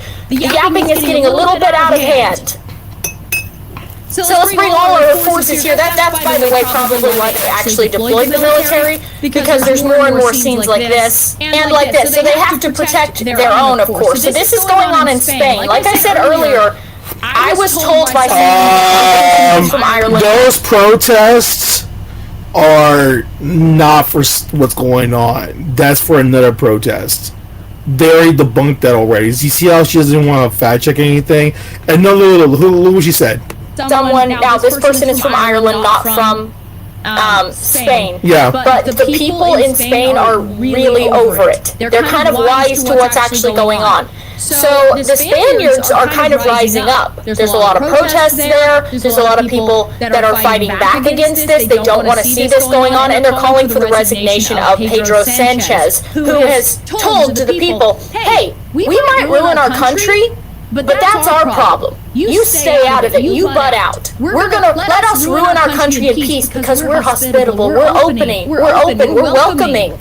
So this is truly why they are deploying the military. It's not because they plan on doing anything about the people who have been bussed there from Morocco, who have swam across the border, and who are now working overtime to break into people's homes, into secondary homes or wherever, to be able to take over, exploiting this 48-hour threshold policy.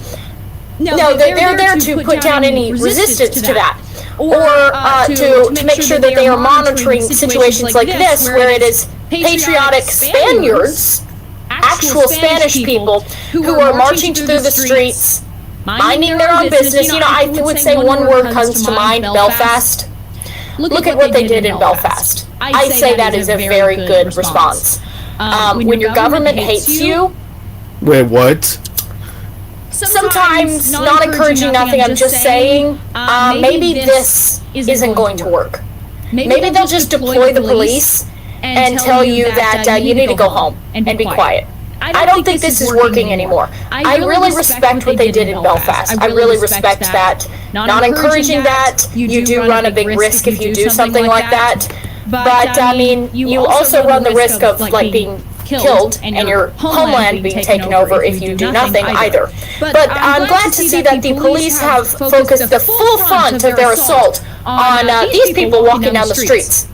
Well-clad people who work. I'm sure they all had to take the day off work because they They're unsettled by the sight of 50,000 people swimming across the sea and entering their country, illegally breaking down barriers, breaking into people's houses so they can just, stay there. Okay, so lest we forget what Spain is, who Spain really is. Oh my the territory of Spain is... Oh my goodness.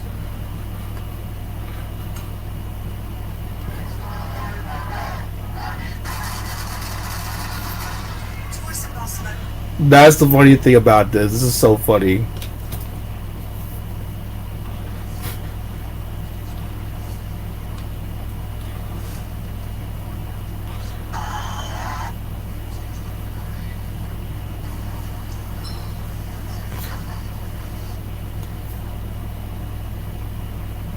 It's kind of fucked up, but we're gonna get more into this.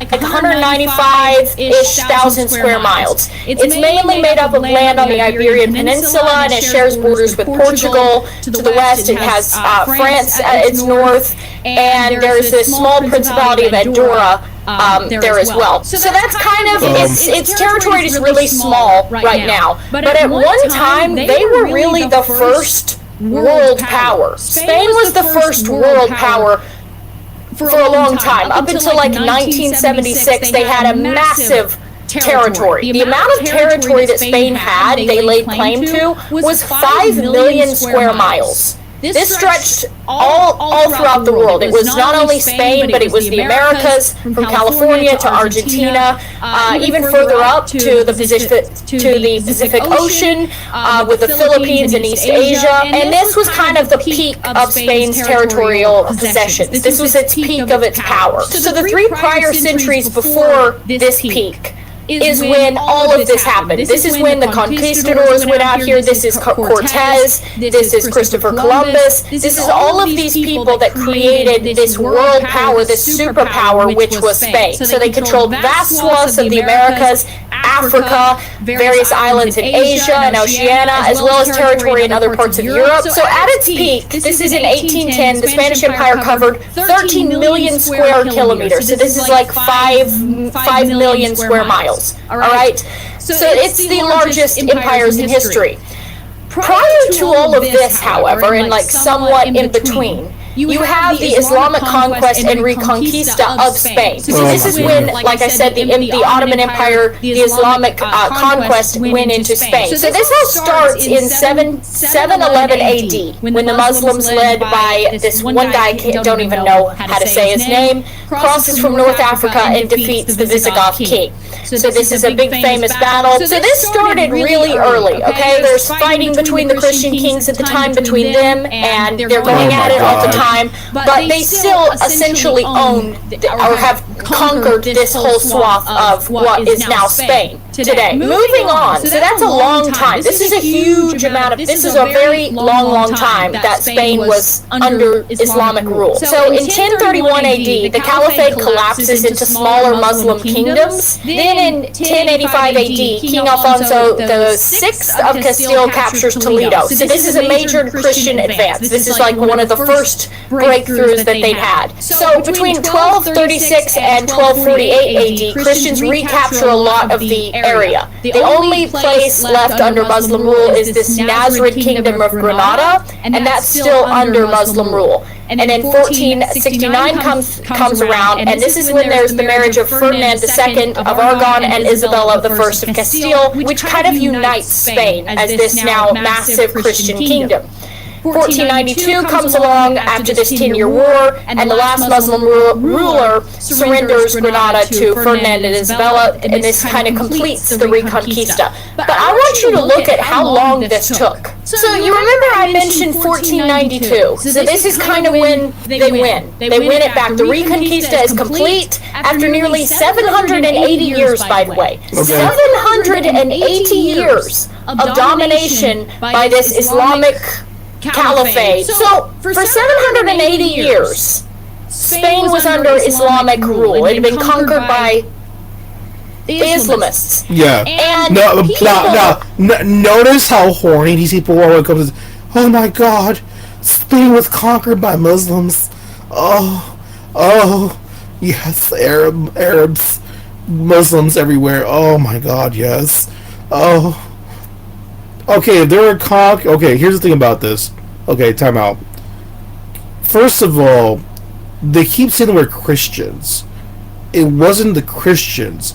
It was the Roman Catholic Church that came in and whoop ass. That's what happened. And what she fails to realize is that, okay, we understand this actually happened, but you need to understand something what's going on with Spain.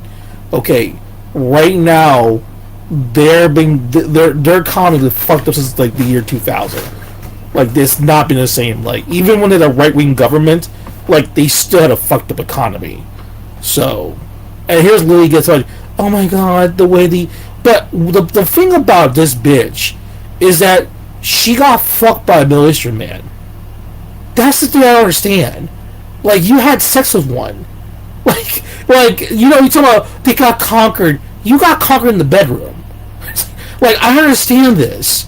I mean, you actually swallow a military man's penis. Had allowed these Islamists to come in somehow. I can only imagine it was somewhat like how it is now. It was probably liberalized. You know, there were certain ideas being pushed around, and acceptance maybe, and that's how they got a foothold, right? 700 years of living under this Islamic rule, they finally kicked them out. You know who else they kicked out in 1492? The very year that they basically win the last, after that 10-year war, the last Muslim ruler gives up Granada and they finally have their country back? That same year? You know who they also kicked out that year? These people. What a coincidence. So they kick out the invaders, they kick out these people, 1492, quite a year to remember. And then all of a sudden they enter this golden age, literally a golden age. The amount of gold that they are bringing from Central America, Mexico, from all of these colonies that they have around the world, because they were like at the peak. They were the ones taking these tiny ships, like one ship, circumnavigating the planet, bringing back massive swaths of gold, making beautiful colonies over there. They literally had a golden age. They were literally, in fact, Cortez, with one ship, with a couple hundred guys, and the allies from neighboring South American tribes who were sick of being sacrificed by the Aztecs, him and a little group of those dissidents, they were able to conquer the Mexican Empire, which was incredibly strong. Outnumbered like... Wait. Time out. That's not what happened. You see how stupid she sounds like? First of all, they were not being outnumbered. The problem is that there was half of the nation at the time. It was the Aztec Empire, basically. The thing about it, what she doesn't understand is that eventually the Aztec aligns with Hernan Cortez. And also, this bitch doesn't realize this. Cortez rejected the Spanish Empire. You are aware of this, right? When Cortez took over which is the present day Mexico, and aligned themselves with the Aztecs, because Montezuma, not daughter, but sons, married Cortez's daughters. You are aware, okay? You are aware that Cortez rejected the Spanish crown. That's why Spain went back and started to get this guy out of here. You are aware. See, you see how stupid these women are talking about? Because look at Cortez. I'm like, he took one army, and I'm like, what are you talking about? He had an army of 10,000 people. The hell are you talking about? He had one ship. Yeah, because he burned down the rest of the ships. That way the soldiers won't flee. The fuck is wrong with this bitch? Like, what are you talking about? Like, I'm just confused about, what is up with Americans? Like, you guys are really poor at history lessons. It's embarrassing. It's like, could you imagine you're the son, and this is my mother just preaching about having climaxing over the Spanish Empire, and by the way, you do realize that your country was killing Spanish people. You do realize Walter Riley, the name that was named after Raleigh, North Carolina, that man literally sat there and said that killing a Spaniard is like basically a gift to, basically a blessing to God. Get the fuck out of here. Like 1 to 50 to 1. Okay? And they were so laden down with gold when they had to retreat before ultimately going back and conquering them that they couldn't walk. They had to leave the gold behind. If that is not a golden age, if that is not the telltale sign of what creates a golden age, no Trump. Fighting wars in another country does not bring you a golden age. You know what does bring you a golden age? Kicking out people who came there to conquer you like Spain did. And then kicking out the people that brought the conquerors there to begin with. And then all of a sudden, the Golden Age, and Spain was the global power. Seems like a pretty good recipe for success. Seems like Spain looked to 1492. What did they do? Seems like you're dealing with a lot of the same problems. The beaches are being stormed. 1492, model 1492. Okay, keep that in mind. Very crucial year. So awesome. So remember, Spaniards, who you are. You were some of the greatest. I can appreciate, just as someone who is an avid lover of the sea, I can appreciate the vastness and the greatness and the danger of the ocean. And to navigate. Oh my God, this is a whore. Lauren, get up here. This is embarrassing. I mean, you need to defend your women. Why is she drooling over Spaniards? Oh, you conquered these people. I'm like, this is such an embarrassment to say this to this woman, but it's like, you do realize what happened in the end, right? Those Spaniards' children end up revolting against Spain. That's the part that she doesn't want to talk about. You know Cortez. You do realize he had to revolt against the Queen of Isabella, right? Am I lost in history here?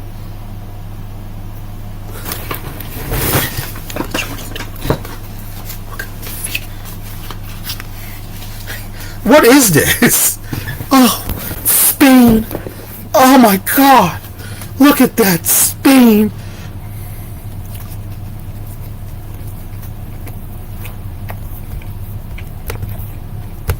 The ocean in a tiny sailboat is actually insane. To conquer countries that you've never been to before. Like Columbus, it was a lot of it was due to thanks to Columbus, because he was able to map and chart out a lot of these areas, and then the Spaniards were able to navigate through. That's who you are, alright?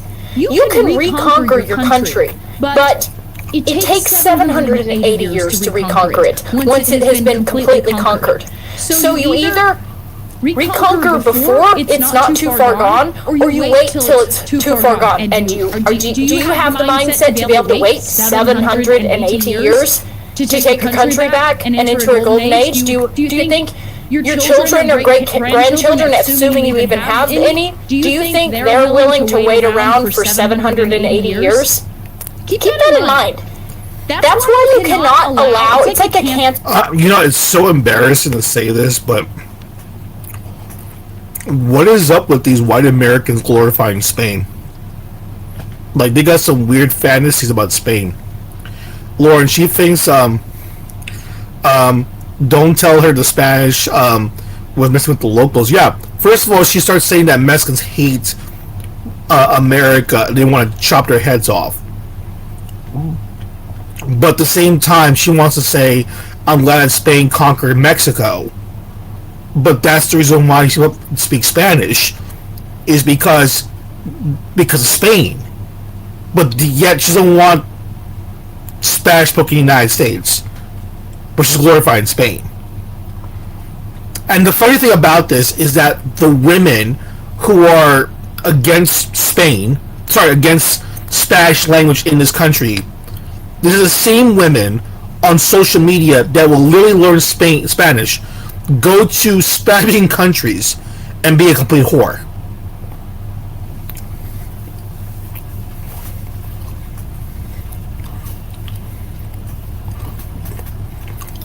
Maria, can you come up on here, please? Okay, Maria, please. This woman's giving me a headache here.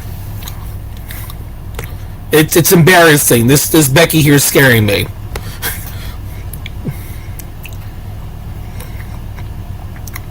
Yeah, the Santa Montezuma married to the Spanish. Yeah, don't tell her that part, because the difference is that the Spaniards, the way they colonize and they cultivate with people, is that remember Queen Isabella, she was actually telling people, women from Spain, to go move to Latin America and make babies with these people. Because remember, their idea was, if you have more children, that means a bigger army. That's what their thought process was.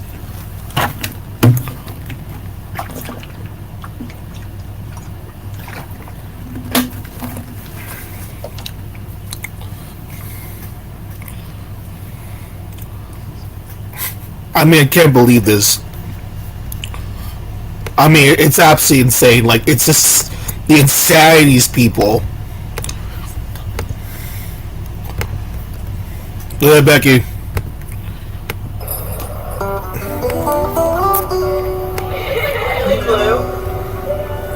Wearing my bangles.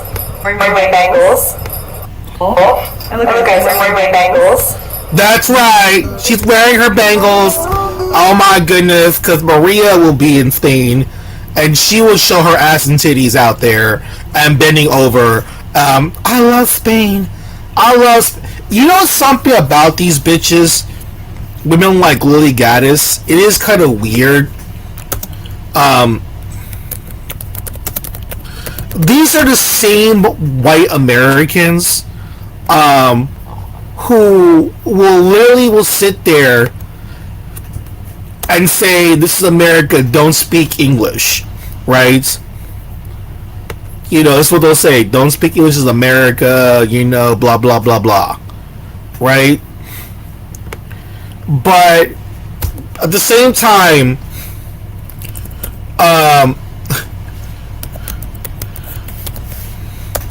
you know what's so funny about this stuff?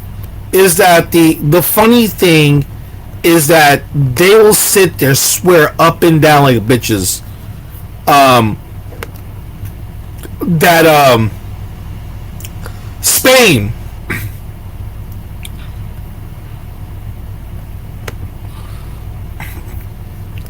ladies and gentlemen, I'm Jared Taylor. And this is a very crazy moment, folks. Porto, Portugal. I came here for the 2026 Remigration Summit, which was a spectacular success. And I'm very fortunate to have as my guest for this interview, Afonso Goncalves. Thank you. Mr. Goncalves is the founder of the Remigration movement, and he was the host of a spectacularly successful summit. So the first words out of my mouth to you, Mr. Goncalves, is congratulations. Thank you. I thought it was a wonderfully successful conference. And as one of the speakers said, thanks to you and your organization and all the people who were come as speakers, 600 people left that room inspired, encouraged, determined to fight for our people. So you must be feeling... To fight for our people. Yes, indeed. Thank you so much, Mr. Jared Taylor, for the invitation. It's really an honor for me to be here, and I. Oh yeah. Closely. Oh my goodness, Maria, where are you, Maria? Maria, where's my Maria? This is a Portuguese man. My God, why are these white American incel? white nationalists always attract the most ugly ass Portuguese Spanish men to talk about their shit. Cam, did you know the KKK bastards their hoods from Spain's Holy Week celebration? I listen, man. White Americans are some weird people, bro. They sit there and say that we don't want Spanish, we don't want to learn Spanish, America gotta speak English, right? But here these jackasses are just trying to defend Spain. And as a really someone who really appreciates what you have been doing, and I have to say that to be interviewed by you in this setting is like a mark of success, a criteria of success of my activism. When you are interviewed by Jared Taylor, that I spoke to was just delighted with how it happened. And again, thank you so much for arranging that. The mark of success is not to be interviewed by me. The mark of success is to have done what you did. And I understand you started your Reconquista movement just only a few years ago. Is that correct? Yes, that's correct. We are founded in 2023, so just 23 years ago. Yes, no, that's quite marvelous.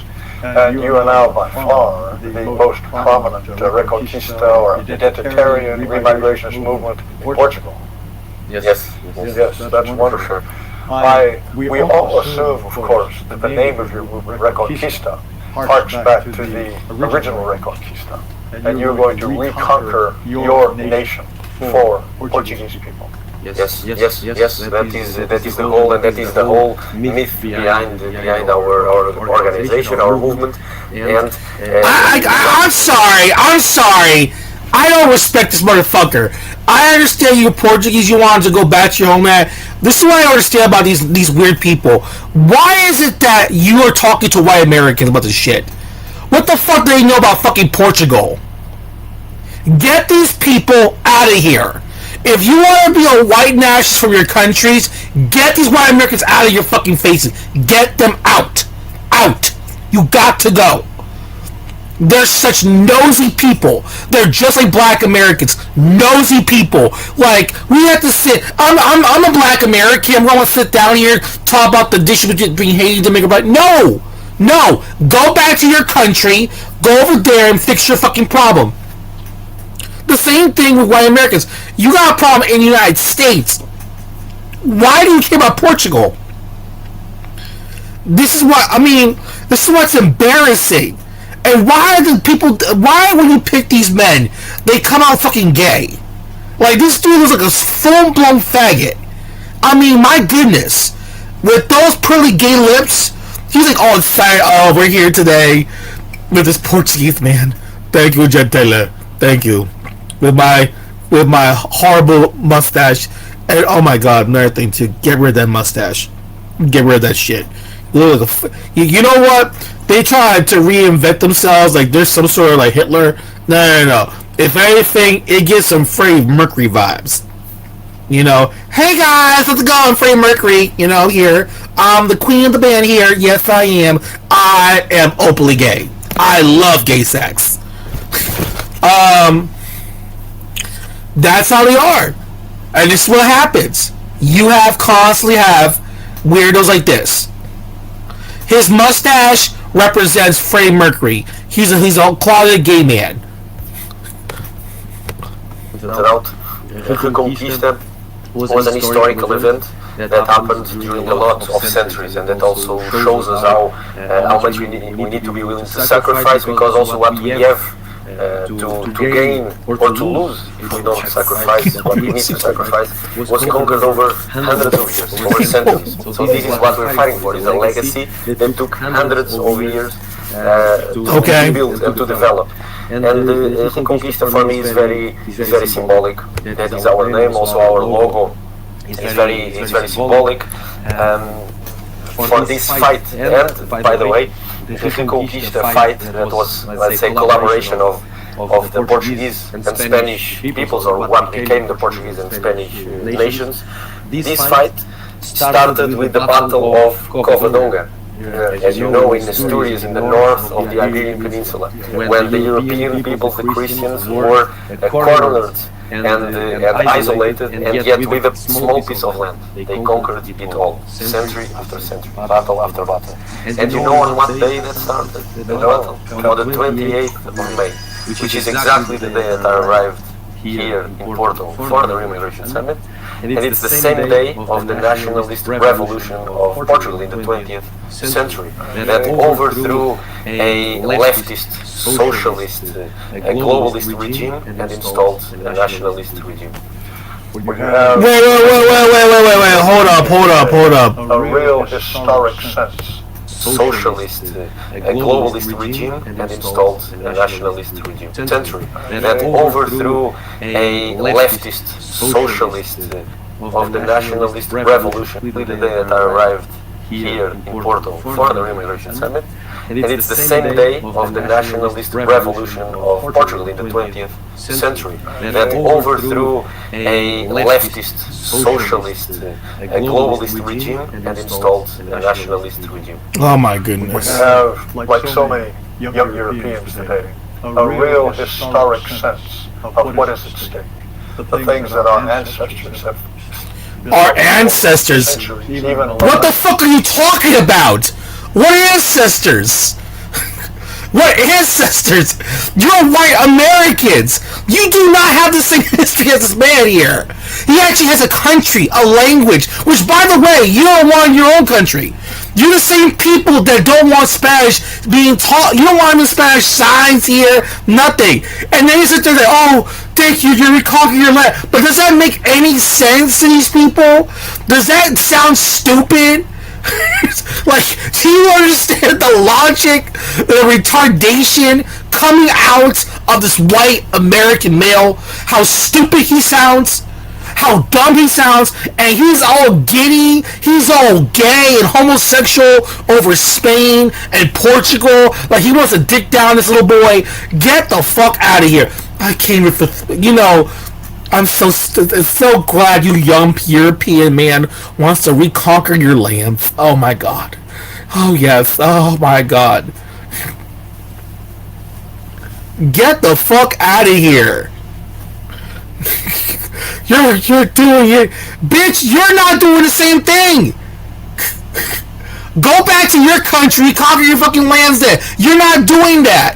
And stop with this hypocrisy saying that, oh my god, Spain is under attack and you gotta be proud of your Spanish roots. I'm thinking to myself, okay then, so why is it that you guys don't want Spanish spoken in this country then? It came from Spain. It's European. You are aware these last names like Gonzalez, Martinez, these are all Spanish surnames, but you don't want that. Does this shit make any sense, folks? Jared Taylor, speak.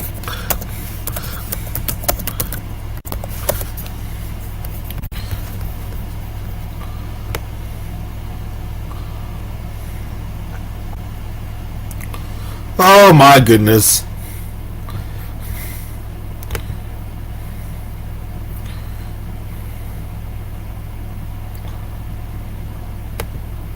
greatness. You come to Rome for the Roman ruins, the glory of the Renaissance, mankind, Your empire, you're seeing Africans and Indians trying to sell you stuff that you don't need.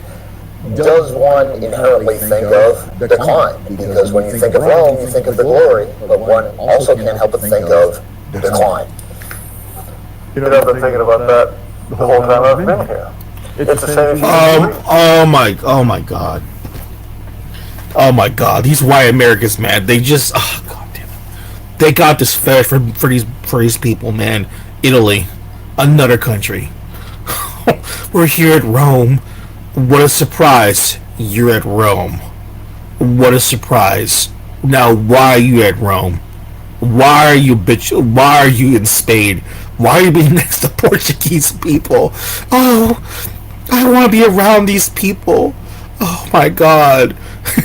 I just want to... happy birthday, Banana Princess. Someone give a shout out to Banana Princess. Happy birthday, Banana Princess. There's nothing wrong with Northern Europe descent always fighting over each other life over it. Yeah. What is up with this dude? What's up with these white nationalists like obsessed with Italy, Spain, and Portugal? Oh my God, that Rome, that tan olive body. Oh my goodness, I need to touch you. Oh man. It's the same if you go to Spain, if you go to London, look around. All of these signs of past greatness. You come to Rome for the Roman ruins, the glory of the Renaissance, mankind at his best. Right. And you'd like to know, okay, well, hey, Italians, what you done for us lately? It's the same with the Greeks, same with the Brits. And if you think about that, the people who really made a mark in the past, who are still going pretty darn strong, are the East Asians.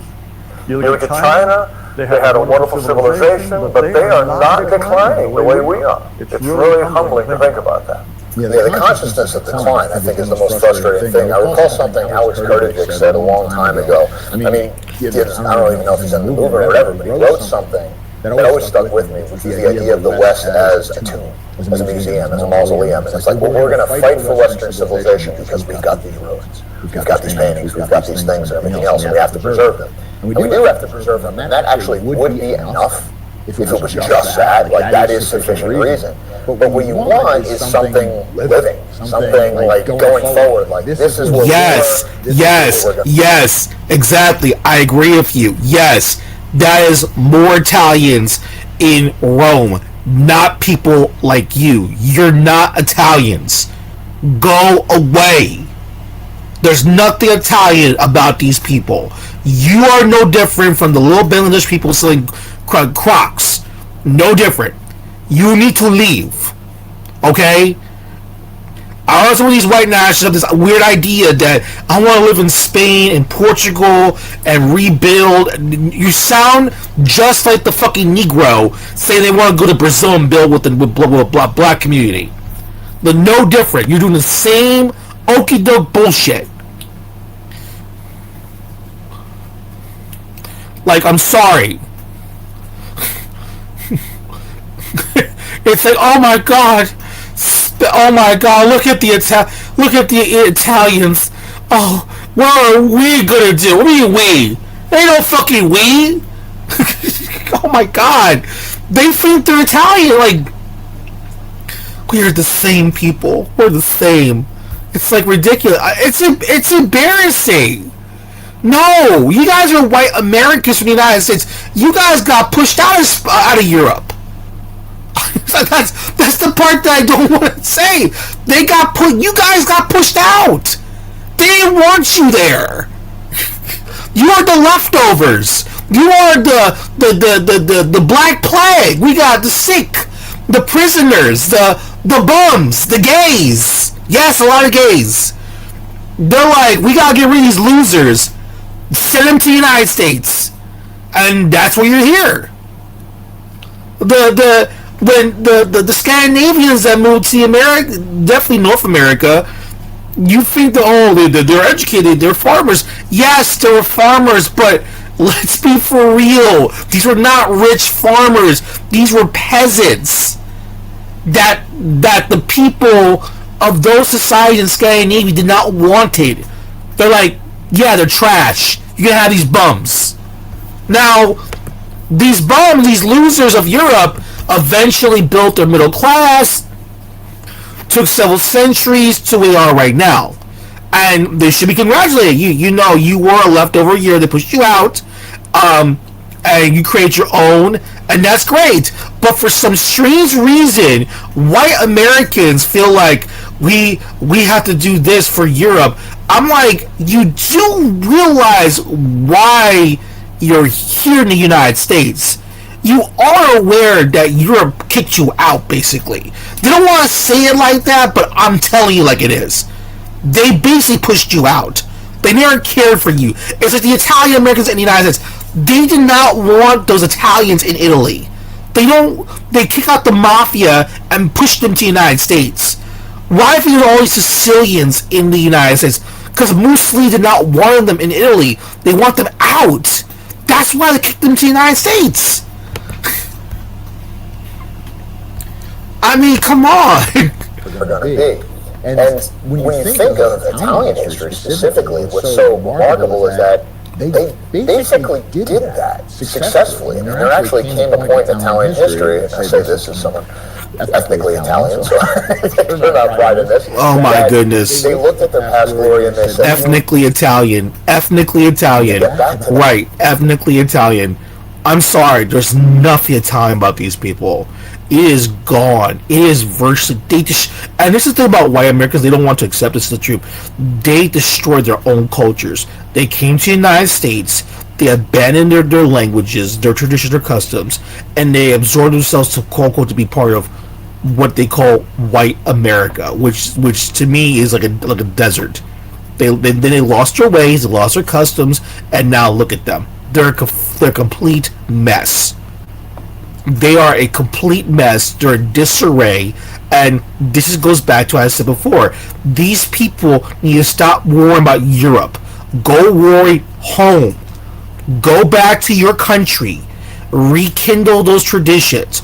Bring it back. Marry your white women. Make babies. A bunch of babies. Try to learn the language of your ancestors.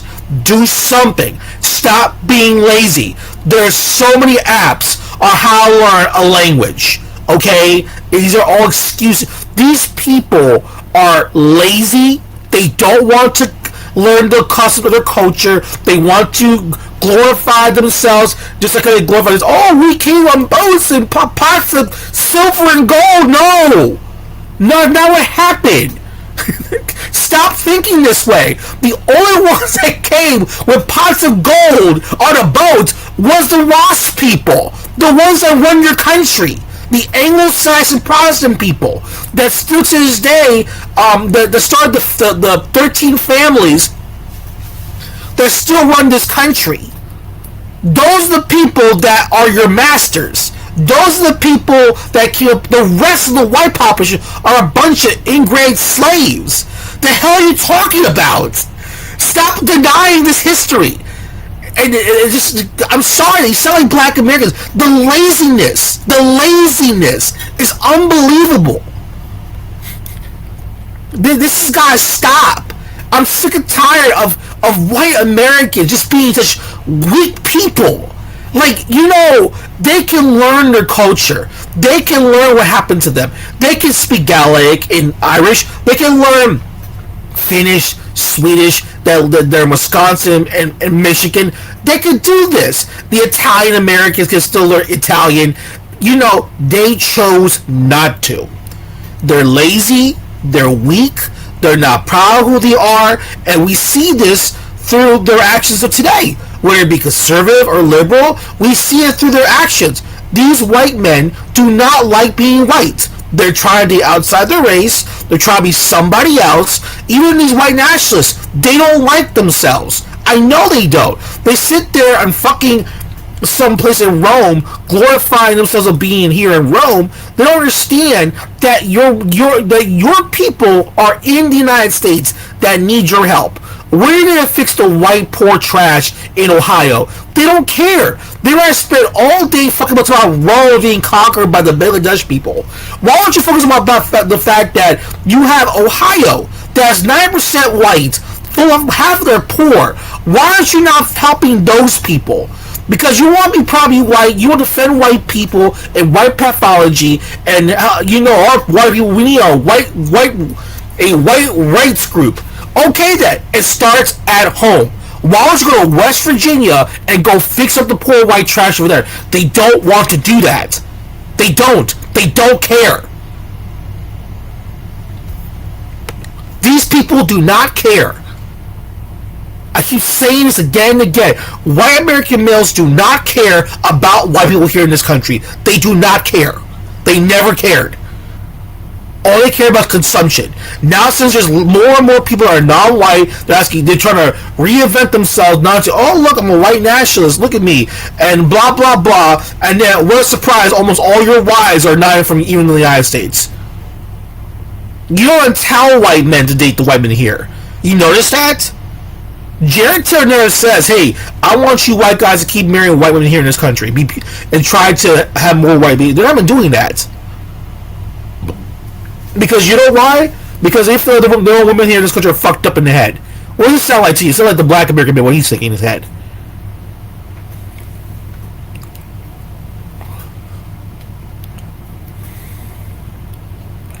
And this is why I keep telling people, if you are proud to be white, that's okay. If you have Irish, Scottish descent, that's okay. Be proud of that. But you guys don't want to learn about your cultures. You destroyed it. No one did. It was not the liberal, not the left. It's not these crazy white people or the right-wingers. No, it's you. You guys don't care. Bill O'Reilly is of Irish descent. There's nothing Irish about Bill O'Reilly. Nothing at all. This man is just, and that's the problem. They don't want to build. It's just laziness. Go to West Virginia. They've voted for Trump 3 times in a row. It's still poor. I was there this past weekend. It's still poor.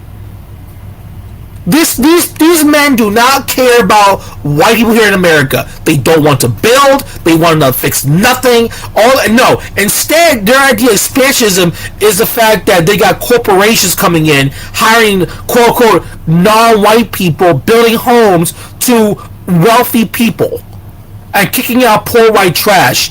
And guess who's? And you know something? And this is why I talk about white Americans. They're such cowards. Absolutely fucking cowards. They're just cowards. Just like the black American male. He's a coward. These are all coward people. They don't want to admit the truth. They don't want to admit that their community is fucked up.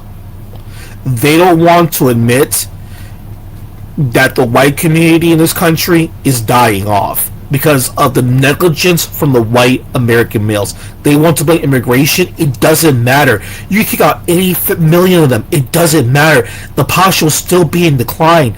You don't like having sex with your own women. You don't like yourselves. I'm sorry. These men are not proud people. If you're proud people, you will marry a white girl in your hometowns where you live. Instead, you don't do that.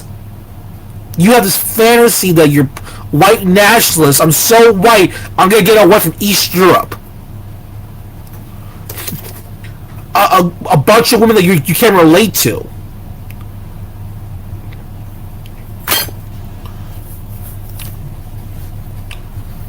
I'm sick and tired of these fake ass white nationalists. Oh my God, Spain's being colonized, and that's us, and they're telling me you need to get in there and take back your. I'm like, bitch, let you guys saying that shit. That's weird to me because, like, you're the one sitting there saying that you don't want to learn Spanish. It's America, but here you are defending Spanish. Does this make any sense to these people? You sit there and say that they're coming here speaking their language, but then you want to defend Spain. But yet, Spanish is a European language. I thought that you care about European culture. If you're speaking Spanish, whether it be anywhere in Latin American countries, you are partaking in European culture. But the white Americans here are denying that access. Talk to any right-winger who is pro-European, they want more white. Ask them that question. How come you are pro-USA, but you're against Spanish language, but Spanish language came from Europe, but you're pro-white? You're pro-Europe. I thought you, but why do you want to learn Spanish? I thought it's a European language. But then you got black Americans who will come to you as well and start guilt tripping you, say the Moors conquered, we're black people, blah blah blah blah, and they'll sit there and tell that that's a European language, even though they tell you the European language. And on top of that, they're gonna sit there and say, I know Spanish. If you know Spanish, that means you're partaking in European culture. If you're trying to learn Spanish, and by the way, there's nothing wrong with learning a different language. But my issue is that why you guys sit there and pretend that, oh my God, Spain got conquered. Oh my god. Sweet.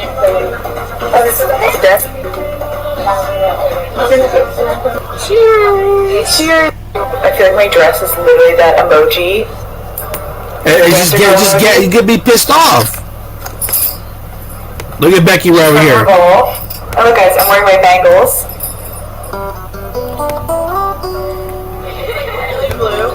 Oh yeah, Becky.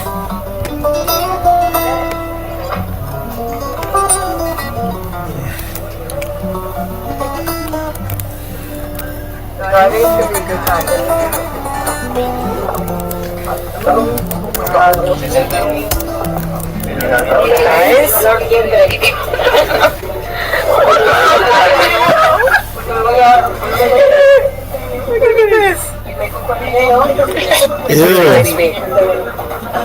at this. Cheers. Cheers, ladies. I'm not fucking doing that. Yeah. Another thing we should show the camera. Oh my goodness, Becky's all like, and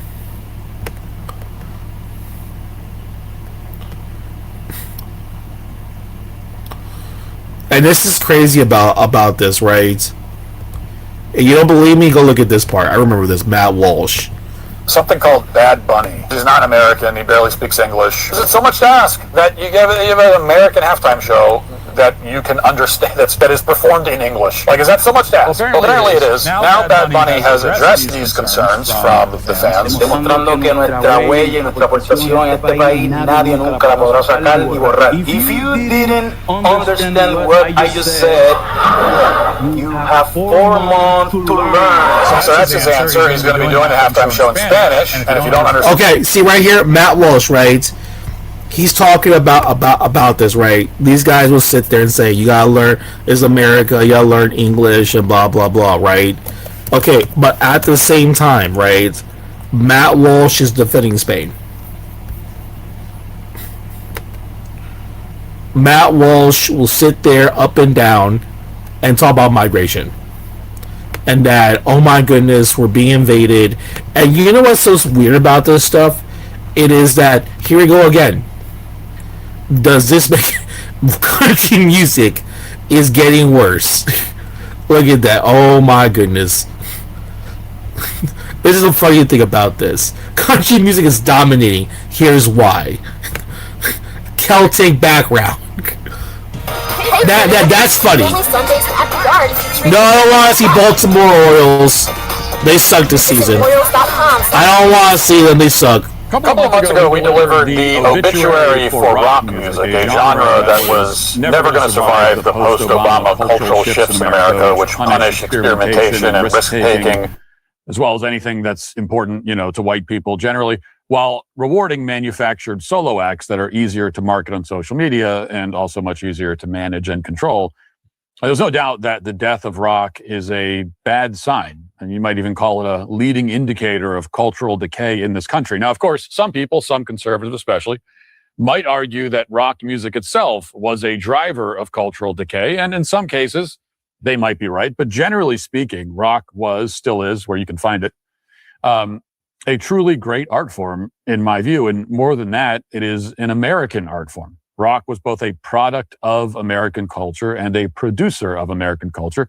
Each decade, going back to the 50s, saw a new stage in the evolution of the genre, reflecting changes and shifts in the culture at large, whether it was the prog rock and heavy metal and arena rock of the 70s, or the new wave and hair metal of the 80s, or the alt rock and grunge of the 90s, and so on.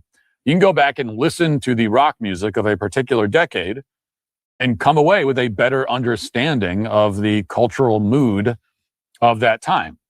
Now, our current decade, as we talked about, is arguably the first in 70 years that doesn't have its own unique rock sound, which is not a good thing, I would quite emphatically argue. It's yet another symptom of an exhausted, decadent culture with no new ideas and basically nothing left to say. That said, there are some subgenres of rock that, while not often, I would not. After it spent its first 2 weeks on the Hot 100 at number 1 in June, Stella Lefty's first top 10 Boston surges 6 to 3 for a new high. And Langley and Morgan Wallen's I Can't Love You Anymore rebounds 3 spots to its number 4 best. 2 weeks earlier, Choosing Texas, I Knew It, I Knew You, and I Can't Love You Anymore were in the same spots, joined by Langley's Being Her at number 3 in 8 other weeks. All in the past 3 years, country titles took the top 3 starting in August 5th, 2023. Dated Hot 100 via Jason Aldean's Try That on a Small Town, Wallen's Last Night, and Luke Combs' Fast Car of the 9 weeks all time, with country songs at either numbers 1 through 3 or numbers 1 through 4 on the Hot 100. This week marks the 5th in a row, dating to the first week in July. So there are other metrics we could talk about too, including the fact that country has been the fastest growing U.S. genre in on-demand streaming since 2023. The longest running number 1 songs in the last 3 years on streaming services have all been country songs. And meanwhile, as country music is surging, several other genres, not just rock, have been collapsing. Which again is not a good thing, to be clear. One of the downstream consequences of the implosion of the monoculture, a topic we've talked about at length, and for good reason, is that perhaps somewhat paradoxically, pop culture has become less eclectic, less vibrant, and less varied. Oh my goodness, that's right. The opposite to happen, but that's not how it's worked out. In the 90s, there were many thriving genres of music that were all producing massive mainstream hits: grunge, alt rock, rap, punk, pop punk, metal, adult contemporary, even like ska and techno and Europop had their moments in the sun on occasion.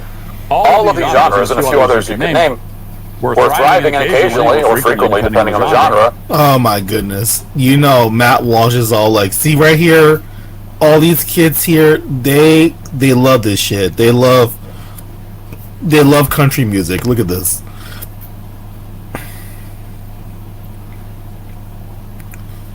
Matt Walsh. Oh my goodness.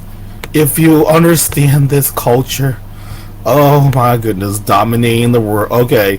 The big difference in country music, they have Western Bakersfield style music, outlaw country, traditional country, bluegrass.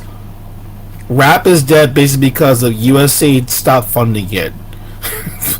Been listening to country my entire life, and you're gonna see more of this. Listen, I'm not a big country people fan, but listen, let's be for real about this. This is because of what's happening. Country music is popular because white women are still listening to rap music because it's full of gay guys. So they have jumped ship and listened to country music. Okay? And that's what's happening. That's all. Okay? And the thing about it is that this is the thing about white Americans that they're trying to do. They're trying to revamp this image of we are proud to be white. Okay, because the last 20 plus years they're being wiggers. Let's be for real. What happened to white Americans? The last 20 plus years, almost 25, almost 30 years, has been nothing but wiggers. Okay, so you had white Americans cosplay as wiggers. I'm talking about the men. And since that's fallen apart because due to the fact of the DL culture in hip-hop basically being faggots, now white Americans are realizing we need a new image, so let's go to do country. So country, God, conservative values, America, all that shit, right? Which always been there for the longest time. Now since it's okay, it's conservative, it's trendy. Okay, Becky's okay, I'll be with these people. So Becky wants to stop listening to hip hop, stop fucking black men, and feel okay, I gotta clean my image up because I don't want to see as a whore anymore. And now is on this right wing conservative. I want to be white and proud, so I want to support white men with cowboy hats.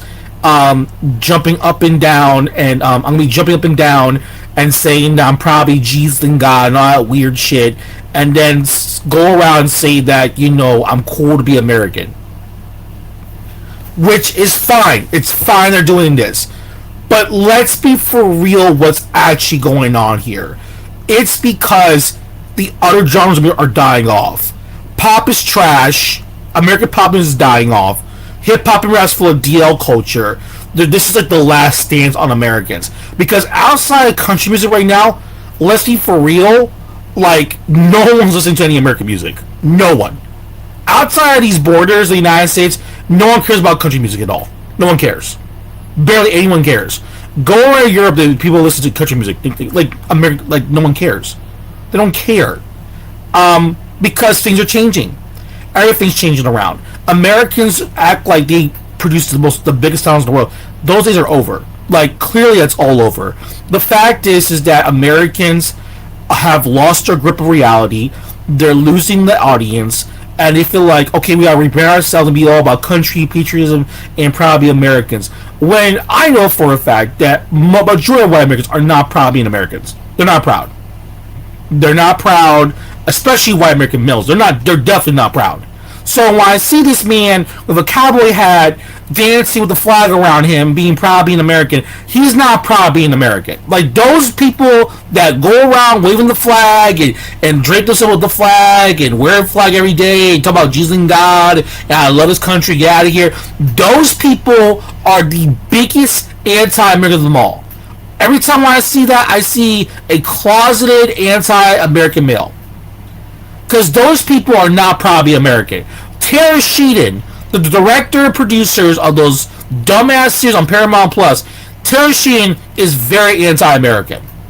He does not like American women. He shits on white men every single fucking show that he makes. Every single series that this man makes, a white girl's always drunk, falling down, just before a man, fighting over a divorce, has an eating disorder, a whore, the list goes on and on. Meanwhile, the white men are like always like they're under control, they're conservative, they're fighting and they're upright citizens, but the women, they're out of control. They're I'm sorry, if you really look at anything that this man makes, like every single series, a white chick is drunk and like falling for a man. Like, what's that show, Tulsa King, where the cop was trying to fall with Sylvester Stallone, and she was piss ass drunk, cause like, oh, my friends want to talk to you, and then what did she do later on? She got butt naked for Sylvester Stallone in his 70s. Oh, Sylvester, I'm in my 50s, but I want your 75-year-old penis. Oh yes, get the fuck out of here. It's always the same thing. Like, oh my god, I banged a criminal. Oh god, it's like, it's embarrassing. And then you got all these other people, these other losers, right? These other people on social media, right?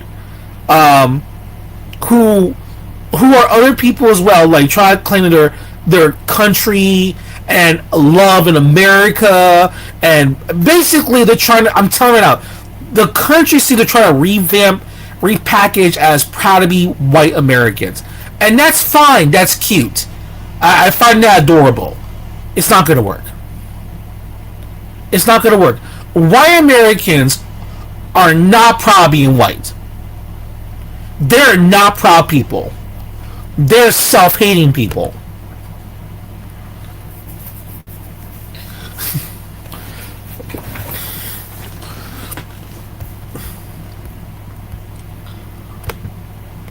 They're not proud of their whiteness.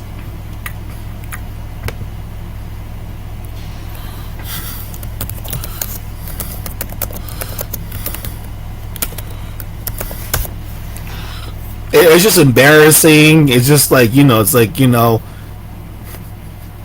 trying to learn the culture here. I'm like, okay.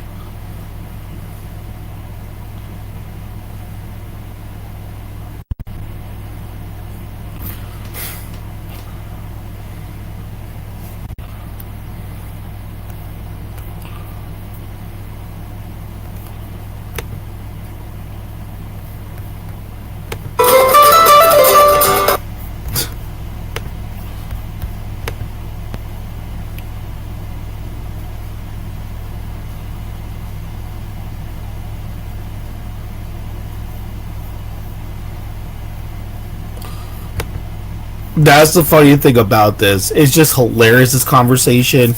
It's just the level of self-hatred from white American males. Like, you think they give a shit? Come on.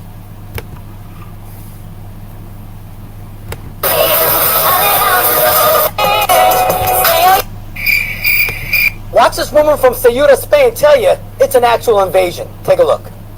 We have been invaded. We are locked inside our homes. The supermarkets have been looted. There are no supplies. There's absolutely nothing. I don't know when we are going to start going hungry because we are emptying our refrigerators. There are people everywhere. It is a lie to say that they are all good people or all bad people.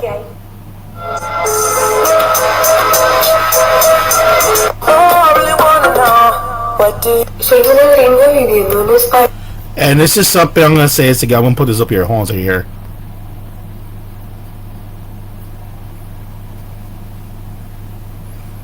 And the crazy thing about this is that even more about this is like you're gonna see more of this stuff. I mean, I'm looking at this right now on social media.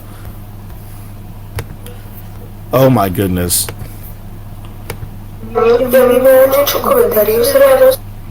Por mi español, y no por mi acento gringo, sino porque mi español no viene de España. Bueno, pues uno de ese lado del mundo, entonces siendo desde Estados Unidos, hace sentido que mi español es de Latinoamérica. Pero acá no son muy fan de eso. Hace unos días fui al mercado y yo estaba buscando camote. Y bueno, pues pregunté a un trabajador, ¿dónde queda el camote? Y el hombre me dice, ¿el jamón? Y yo me quedé, no, el camote, o sea, como la papa dulce. Y el man me mira con una cara de asco y me dice, se dice batata o boniato.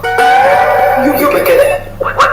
Me dio pena, pero a la misma vez me dio un poquito de como rabia, porque ¿cómo así que me vas a corregir así? O sea, era un man de 45 años. Y eso que hay palabras distintas en cada... Yeah, this is why I'm telling you all the time this. A Spanish girl is missing after she was seen welcoming migrants who had illegally entered Ceuta from Morocco.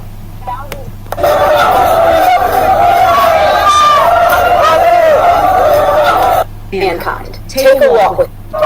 You know, if there is one image that perfectly encapsulates this entire dumpster fire of a situation, it's this. I mean, people see videos like this and wonder, how in the world could this happen? That is a trail of breadcrumbs that is about as easy to follow as any in the history of mankind. Take a walk with me here. Because see, this listens to this and is gullible enough to be convinced that all of these poor people need saving and she's the one to do it. She's likely either childless or has children she rarely interacts with, because it's very easy to not care about the future of your civilization if you're not invested in it. So now she's armed with all of this misplaced maternal instinct and empathy she doesn't know what to do with. And so she votes in socialist traitors like this, who actively want the destruction of society because only demoralized, desperate people will accept government control. So then this implements policies like this, which naturally trigger this. And then this, with all of her empathy and her big feelings, becomes this. And when this happens,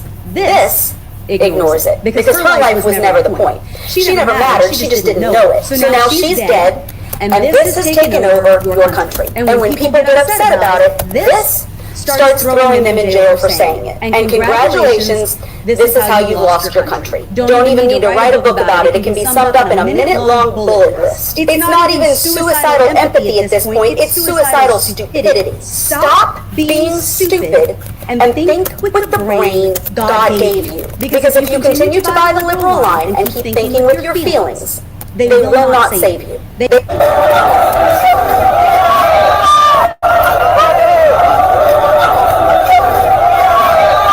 Wow, look at that. She's just... The thing is, I am fully a gringa, okay? I'm a white woman from Ohio, but I learned Spanish here in Mexico from the local teenage boys at the volleyball courts. So a lot of the phrases that they said got embedded in my brain, and I thought that's how everyone spoke Spanish, which means my Spanish is quite informal and a bit vulgar. So when I'm passing a construction site here in Mexico and someone's whistling at me, what is coming out of my mouth is, vete a la verga. Okay, I'm not saying that's the right thing to say. Oh, God. No podemos llamar a la policía ni a la Guardia Civil porque no dan abasto. Necesitamos ayuda urgente. De verdad, esto es indignante. Yo estoy rodeada, tengo miedo. ¿Cómo no voy a tener miedo? Si te vas a llorar. No se puede. Esto no se puede. you Italian? You know, what color are you? ¿Qué es para vosotras el Día de la Hispanidad? Fue el día que Cristóbal Colón conquistó, invadió, bueno, como se quiera decir, las colonias americanas. Hay gente que opina que está mal, ha pasado hace mucho tiempo. Entonces hoy es un día para honrar la hispanidad de España. Yo no opino igual que ella, para mí el Día de la Hispanidad representa un gesto que se hizo en la época hacia los nativos americanos. Actualmente ya no tiene una repercusión, pero en su momento fue una catástrofe y no fue un descubrimiento de América, sino que fue una invasión. Para mí es un día súper especial, soy mexicana, pero de verdad que para mí significa muchísimo porque estamos realmente relacionados.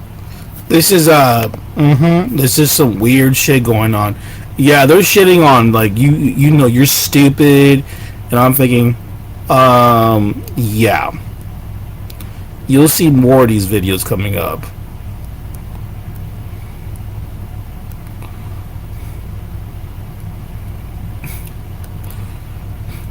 Crazy with these people. And they don't understand, just like, this is why I keep telling people this all the time.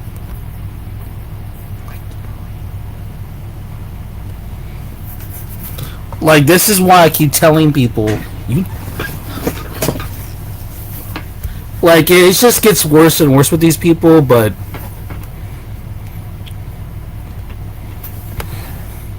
How did 60,000 migrants cross into Spanish territory in 24 hours? Video showed people crossing on foot, swimming or climbing around barriers on the coast, facing no opposition from Moroccan border security. About 60,000 migrants crossed into Spain's North African enclave of Ceuta from Morocco, and at least 18 people have died. Spain has described this as the biggest crisis since at least 2021. Spanish soldiers were deployed to restore order in the city. The influx of people was encouraged by a ruling from Spain's Supreme Court that said those who swam into the city could not immediately be turned back. So where is Ceuta and how many people live there? Ceuta is a Spanish autonomous city with a population of 85,000, located on the north coast of Africa on a small peninsula bordering Morocco. It's a territory of 7 square miles and is one of 2 European Union territories that share a land border. oh my goodness, yeah. Well, hello there. We are an American family who left the U.S. about 5 months ago. We moved to Spain. We're actually back in the U.S. now visiting some family. We're flying back to Europe tomorrow, but I just want to take a quick moment to pop on here and say hi to anybody who might be new here, because it looks like there's a few hundred new folks here, and it's probably because of this post right here where I'm talking a little bit about some of the things happening currently in the U.S. I know it's been a whirlwind for these past few weeks, and that's by design. They want us to all be very anxious and afraid and chaotic, but I'm here to tell you right now as a family. Yeah, listen, I'm just gonna explain this to you again about Spain. If you like type in Spain on TikTok, you got these weird Americans like saying the most craziest thing about Spain, and I'm looking at them like kind of weird.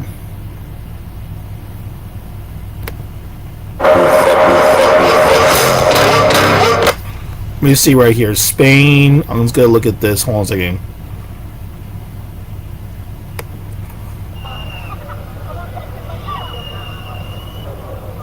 And this is something people don't understand. It's simply that we can see the population is rising, the number of visitors is rising, but resources aren't keeping pace, nor is the infrastructure. Yeah, and of course, right here, there you go. We get rather fed up. We see a rather bleak future ahead, more for our children than for ourselves. Let's stop holiday, and how long will it be before they beg us to come back? He says that, dude, they just don't,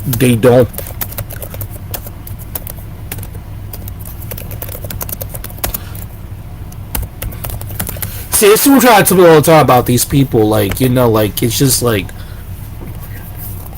you just, and this is something I keep saying to every people all the time, like, you know, about Americans, they don't understand that Spain doesn't want any foreigners. It's not just the Moroccans they don't want Americans there either. They don't want tourism over there either. They don't care about them. This is why I keep telling people to leave people alone.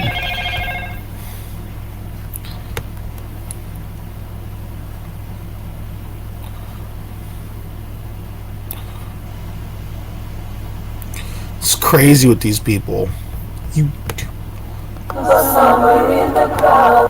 That's some weird shit going on here.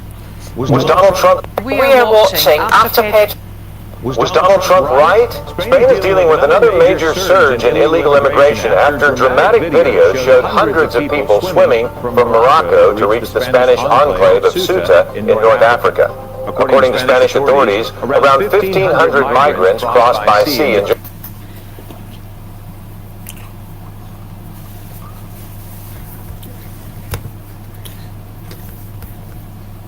I mean, this is absolutely crazy the more you think about it, but yeah.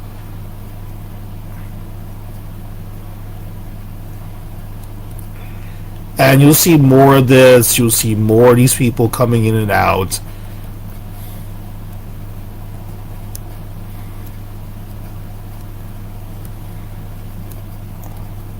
And it's just like, it's funny because all of a sudden, these people, they're claim that they want they're trying to replace, we have to defend Spain. These are the same people that don't want Spanish spoken in the United States. Oh, they got rid of this. White people.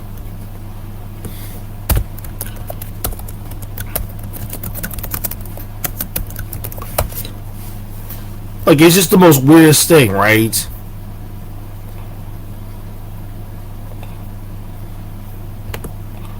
I get scared every time I see a video of an American or a foreigner in general posting about their life in Spain and talking about what it's like. And like, I mean, the comments look like, and they're not going to be kind to you. They're going to be telling you to go home. And that's what they're going to tell you. And by the way, I don't blame them. I don't blame them. I really don't. Especially when people are talking about like the financial aspects and the backup law and their digital nomad and this and that. I'm like, cut it. I'm like showing off your super nice apartment that you're paying so much more for. No, don't do it. Don't do it. They're gonna get pissed at you. And Spanish people are really good at it. They're really, really good at it. And if you're in Barcelona, oh yeah, go with God. I really post about my travels. I mean, I live in Spain. But I really post about going to Barcelona and this and the other because, like, I'm scared. Meanwhile, my boyfriend's Catalan. Like, I'm married Catalan, and I'm still terrified. I one time asked the internet, where should I get laser in Madrid? And it was just comments of people telling me to go home. Tell me that I should do taxes. I'm like, who are you talking to? Who are you talking to? I speak English on my socials. Oh yeah, that's another thing I got one time. Shit for speaking in English. When obviously my name is Vero Iglesias, so I obviously speak Spanish and I live in Spain, so like, I should speak Spanish and I do speak Spanish, but not on the internet. Like, I speak Spanish here and there, you'll hear a video, probably more so now than before, but I'm like, it's not like... Okay, see, right there, this is what I'm talking about. This is why I keep telling you about Americans and how they come over here, they speak English in Spain, and then you're surprised that no one wants you to speak English in Spain. You are aware of this, right? You are aware that they want you to speak Spanish from Spain, right? They're going to correct you in every capacity. They don't want you to learn. And see, right there, this is why I keep laughing about white Americans, this whole idea about being proud being white. It's like, you guys sit there, you want us to defend Spain, but at the same time, you're in the United States, you speak English, right? And you want to say that I don't want to learn Spanish, and this is a foreign language, and blah, blah, blah. And that, but at the same time, you're probably European, but you don't realize Spain's a European language. But then you go to Spain, and you're surprised that they don't want your fucking ass over there. Which, I've been saying this for years. They don't want you there. They don't want you there. And, I'm gonna just get out fucking cut. Like, yeah, they don't want you there. You just realized that? But my boyfriend is you better. I hope your boyfriend starts telling you you're supposed to speak this Captain Long right now. Get to the fucking library right away. But the thing is that when these people come to the United States, just like with the idea of the United States, you guys go to Spain and treat it like it's a vacation spot.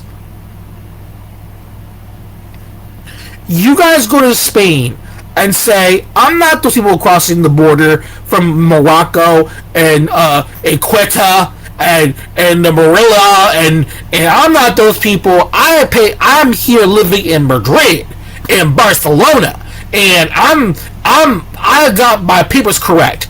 It doesn't matter if you got papers correct or not. They want you gone. You're not part of their culture. You're not part of their people. What I've been saying all this time about Americans and this idea of being white and all this weird shit that you have in your brain about what's fucking white. Okay? Why do you think Latin Americans, when we hear people, you want to be white so bad, you want to be Spanish? No. Because in Latin America, we have dealt with Spanish people. Okay? Sorry. We have dealt with Spanish people all the fucking time. Those people, when you come talking to them, they keep to themselves. They have their own unique language and culture. They got their own wine, their own shit. They just to themselves. I see it all the time in Mexico. Because we do have a lot of Spanish people that live in Mexico. Okay? And I'm not talking about the drug addict ones that act entitled and want to harass the locals and say you're Puerto Indio. I'm not talking about those people. The ones from Spain that go to Mexico, for example, they still keep their culture. They still keep the dialect, the language there. They teach it to their children, but they know their children are now Mexicans. They live here and they're influenced by Mexican things, and they understand that. Okay, but they still keep the culture in some sort of capacity, and I can respect that. Here's the problem. Okay, here's the problem. Those people from Spain that moved to Mexico, they create their own enclaves. They want to be around their own people. Mexicans don't care. They want to be with themselves. Who gives a fucking shit? Okay, just like the Argentinians that live in Cancun. They have their own little enclave. What the fuck? We don't care. We just don't care. Let people be. For some strange reason, when it comes to Americans, they love this whole idea of integration. Which is a weird concept to me. Because they feel like, okay, I'm white American. Since I'm going to Europe and Spain, I can integrate with these people. No. But my boyfriend is from Barcelona. It doesn't matter. They don't care. They want you gone. They don't care the guy's white American. They don't care. They want him gone. And these people that are expats that live in Spain, they don't last that long. They're there for a couple of years and they fucking leave because they know that the locals pressure them. They spit at them, spit at their coffee, spit at their food. They want nothing to do with you guys. And it's like, but I'm white. No. You're focused on skin color, which I keep telling them, stop thinking this way. You're not these people. You sound just like black Americans. Oh, but I'm a Dominican Republic. No, they're Dominicans. You're not Dominican. That's the same thing. Just like when I talk to mixed race people, biracial, but I look at the yes, but you're not these people. I told people this. There's nothing wrong visiting Spain, or learning the culture, or learning the dialect. Okay, then do that. Okay, if I was to go to Spain and I go to a wine tour, I say I want to go to a wine tour, I want to see this, I want one of the bulls. Okay, they have no problem you doing that. They have no problem of you doing any of that stuff. Okay, they got no problem. Here's the problem: you staying there, and you sit there, and you don't want to conform to nothing. And that's true about a lot of Americans. They don't conform. That's the truth. As much as they want to complain about how people come to the United States and they don't conform, you Americans do not conform to shit. None of y'all. You go to Spain, you sit your fat asses over there, you don't want to work, you're digital nomads, you sit there, you don't contribute nothing to the fucking economy, other than spend something on some dumb shit, get on drugs, and just go partying, clubbing, and be a whore. Like, what the hell's that?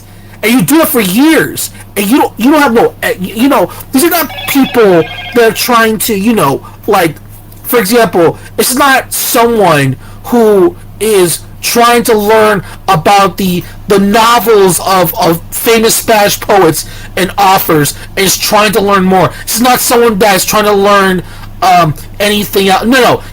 They're not going to sit there and try to start a construction business in Spain.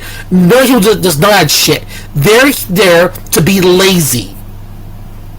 That's the truth. They're there to be fucking lazy.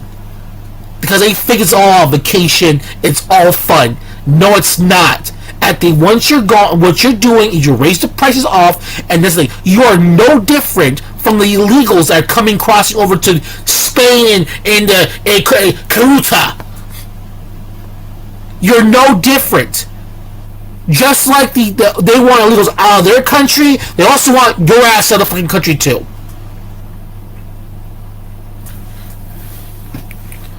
You have to understand that, and it's no different. By the way, just like what I'm saying right now, when Spanish people go to Chile, Argentina, and they do that crap, they know their place too.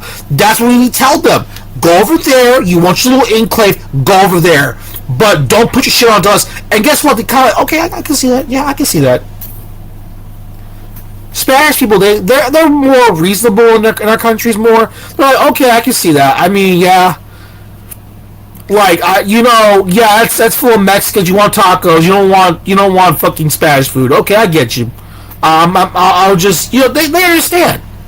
Because they're stubborn like, stubborn like the rest of people in Latin America. They're stubborn. They like their own shit. But the thing is that you have to respect culture. And I keep saying this to everybody, that Americans just don't do this. It's like the whole thing with Dominicans. Are they black or not? But why do you care? Leave these people alone. They have their own culture. Okay? They have their own stuff. But they look like me. It doesn't matter. They look like you. You're not these people. I'm sorry. They're gonna treat you, and I'm sorry they're gonna treat you like you're weird. Especially towards the men. I'm sorry she's a woman. I understand. Let's be for real about this. If it wasn't for your boyfriend, you would not be. You probably would not get that place. And they don't understand.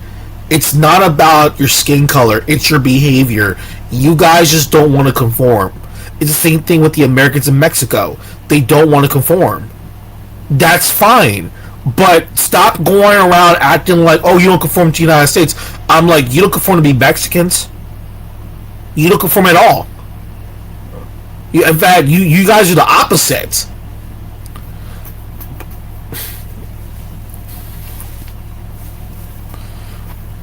And like I said before about Spain, like, you have to understand that, again, like, you have to respect people's spaces. And really step back and think about the United States as a whole. Like, hey, wait a minute, something.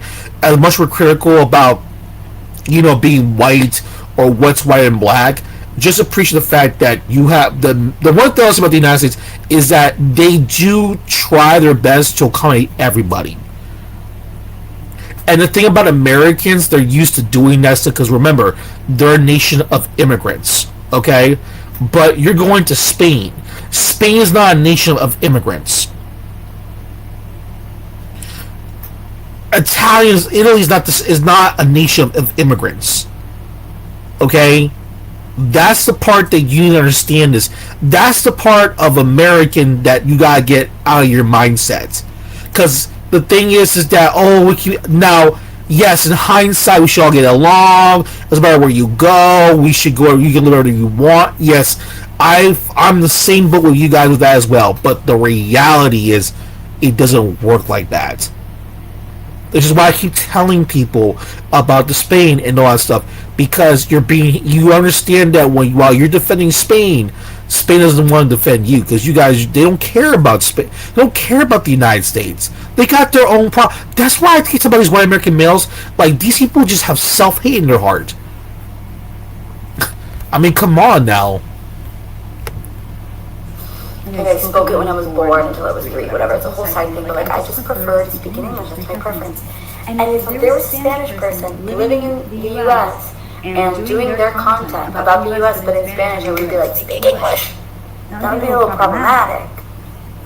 But yeah, I'm always bold. Every time I see an American, I go, don't do it. Don't post about it. And if you're gonna do it, you gotta do it from an angle. And yeah, it's funny every time, and I never kind of. No, this is something that they don't understand, and I'm not trying to be mean to white Americans, but I'm just trying them to be honest with themselves about this. They stop this whole crap about you're this redeemed white nationalist that think everything's white. You can roam around all around you because you're white skinned. It doesn't work like that. What are you talking about? You not learn history about wars? Do you think they want a bunch of white Americans living in Czech Republic or Czechia? Prague? No, they don't want that shit. They don't want a bunch of white Americans living in Germany. You can't relate to each other. You speak a completely different language. And let me just say this again about Spain, okay? I know why people go to Spain, because the thing is that they're attractive people over there. The culture's beautiful, and it's the southern Mediterranean. It does feel like it's like going to Florida. I understand that. I get that. But they need to understand something. You think of it as a vacation spot. They don't see it that way. You treat Spain like it's Florida. Okay? Florida is designed as a touristy spot, so the people that live in Florida are quote unquote very diverse and are used to seeing tourists everywhere. So that's one part. What you don't understand is that Spain doesn't see it like that. They see themselves as a proud nation, a proud country. That's what they think of themselves as. They see themselves as these very proud people, have a history, a long history, etc., etc. You guys don't see it that way. You don't want to learn anything about the history, and if you do learn about the history, it's very vague history. You don't want to learn anything else.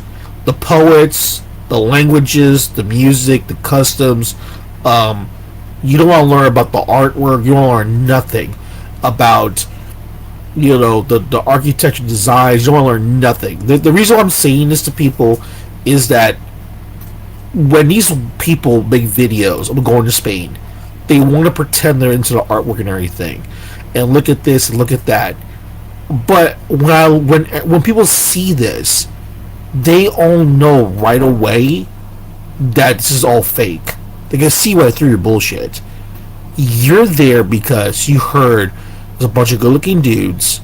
There's a lot of drinks that are available, and there's a lot of clubs, and you can get fucked. Because the reality of it is that these people treat Spain as a whorehouse. It's a whorehouse. That's the truth. It's a legit whorehouse.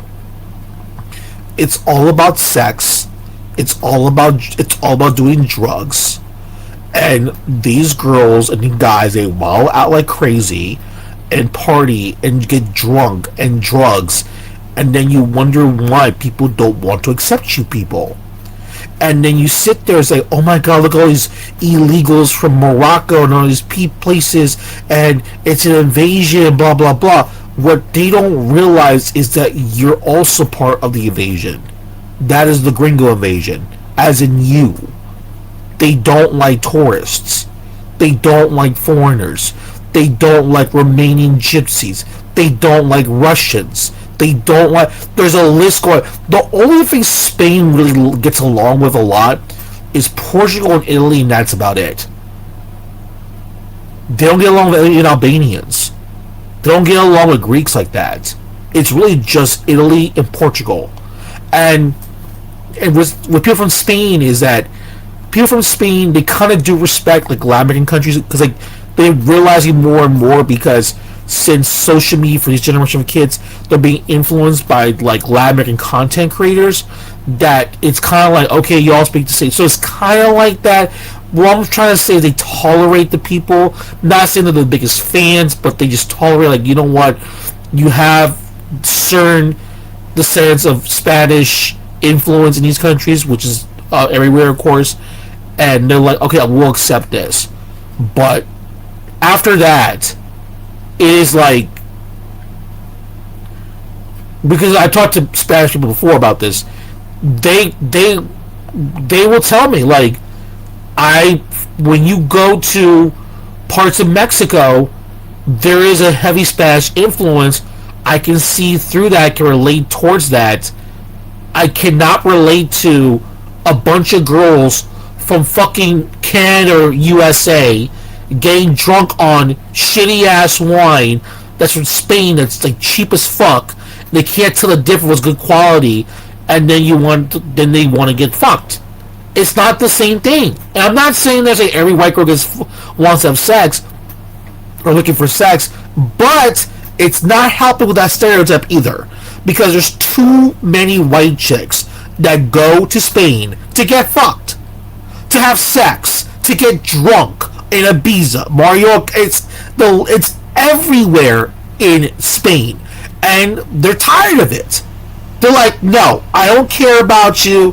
The locals. The thing about it right now, the last 5 or 6 years, from what this guy I know from Spain told me, he's like, basically the local Spanish men want nothing to do with the foreign women, nothing at all. In fact, they got a very bad reputation. And then when we foreign, basically any girl's non-Spanish. It could be Asian, it could be Arab. It doesn't matter. They want nothing to do with these chicks, nothing, because they will come to Spain, and they might be cool and whatever, but then later on they'll eventually want to go out and party, get drunk, and fool around. And it's a hookup culture. And the thing about it is that what they don't like is the fact that the Spanish women, have the same thing. They got a bunch of dudes coming into this country in Spain and treat it like it's Miami, a Miami whorehouse.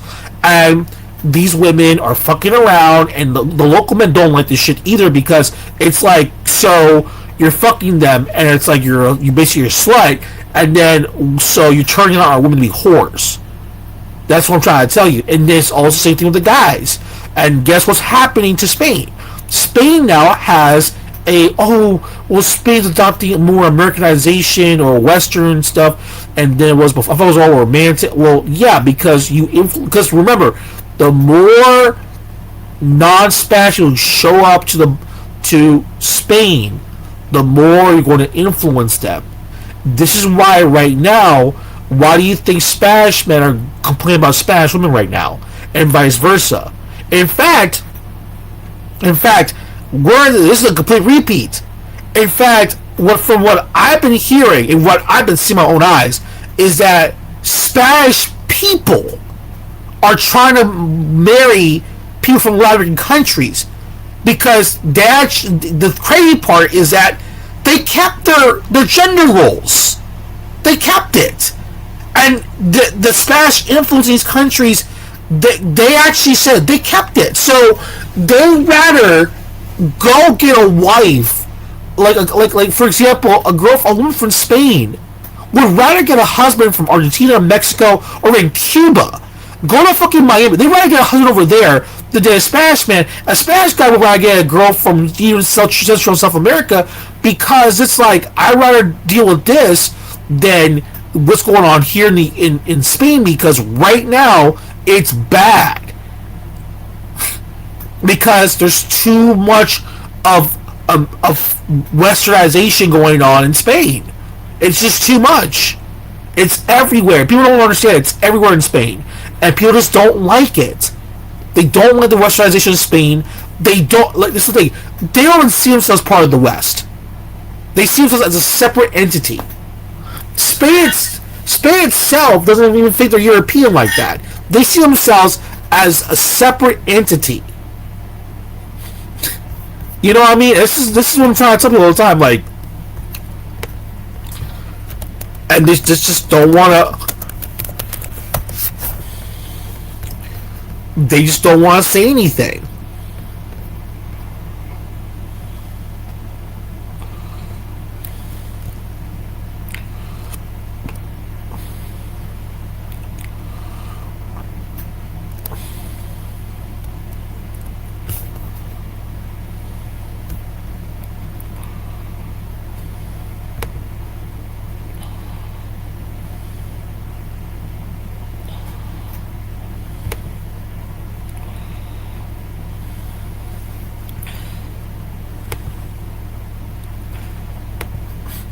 It's just embarrassing to even argue with these people when you know it's a problem.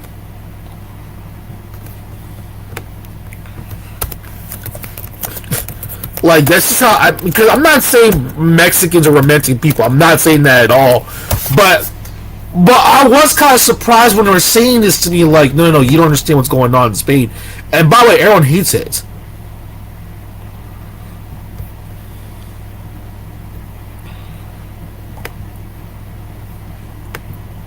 And I already told them what's going on. I explained to them, even in the United States here, like even like the Hispanicos here, a little bit quicker. That's something like, that's a little tough for me because I'm more accustomed to being like, okay, what? But the thing about it with Americans is like the same thing. Like my issue with the Americans here is that the Latinas here, they're very Americanized, and my response is, well, of course they're because they're the American. Like this is the thing about it is it's American complaining about Latinas here Americanized. I'm like, well, yeah, because you're dating them. You're having sex with them. What if it's going to happen to them? They're going to be Americanized. And when you go down to these countries, you're going to Americanize girls down there too. Spain really has made a big mistake in allowing too many other Europeans to come into that country and just basically like that's the thing. That's why people from Spain say enough is enough. I don't want this shit. Do you like they just like why would they want the cold culture of Germany in Spain? Why? Talking to them like in a bar, like in a in a nightclub or something, and you don't have. If you're Spaniards, but if you're a foreigner who doesn't know anyone, who doesn't have any social bad everywhere for women. What makes it bad about and to like come up to you and like initiate if you do and the funny thing about it, they start blaming everything on like oh like listen it's funny as fact. Like it is funny as shit though.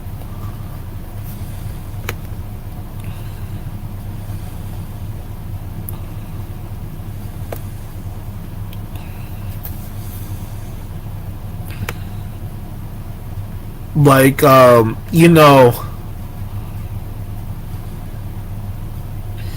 and like this is why I keep telling people about this stuff. Like when you look at the comments for this shit, it's insane. Like if you look at what's going on, and Spain's going through a lot of shit, and it's like that's why I keep telling people just leave people alone, let these people be, let them fix their own problems. But Americans are just such nosy people. I'm married to a Spanish woman from Alicante. I'm Irish American from Colorado. Feminism is very different in Spain as compared to the United States. She doesn't claim to be a feminist. She claims to be self-reliant. That self-reliance is very conscious to our marriage. She wants to able to change the oil and cook dinner and be totally feminine. And blah, blah, blah. I cannot express the kind of commitment Spanish women have. It's unreal intimidating.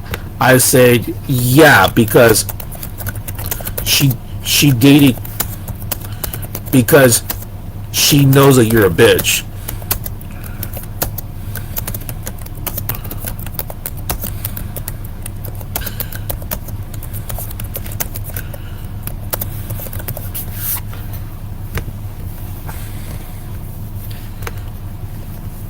The best travels I live in Madrid now from New York City.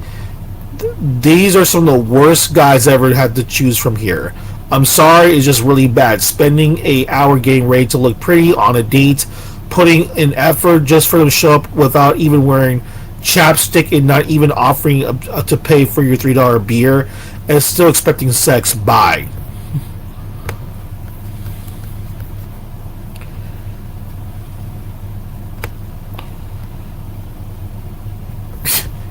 My response is, dude, Spanish men don't convert. Spanish men don't care about foreign women.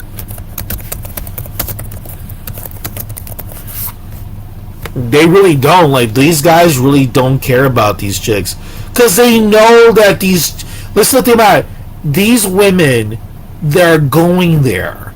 These men know you're just there temporarily. They're not going to take you seriously. That's what they just want to fucking go somewhere else.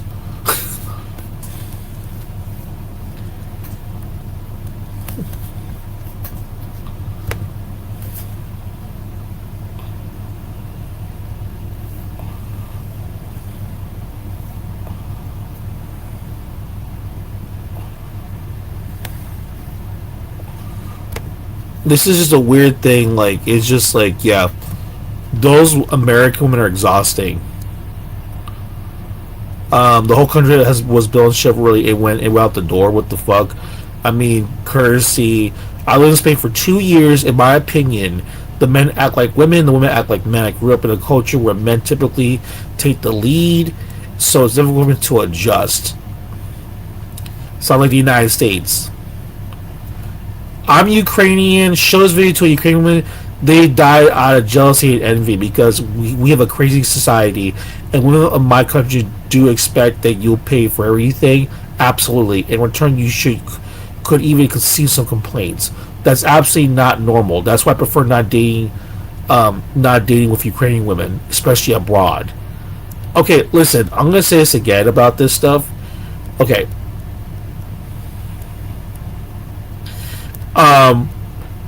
Okay, do not date Spanish. People in Spain are usually nice, outgoing, extrovert, and all that have problems with commitment or serious with someone. I really hate that because people are not clear about their intentions. Everything's so casual. You have so many opportunities to know people. Okay, let me explain this to people again, okay?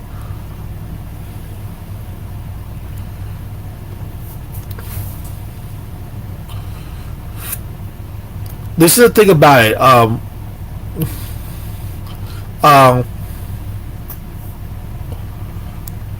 Like this is the part right here. Okay.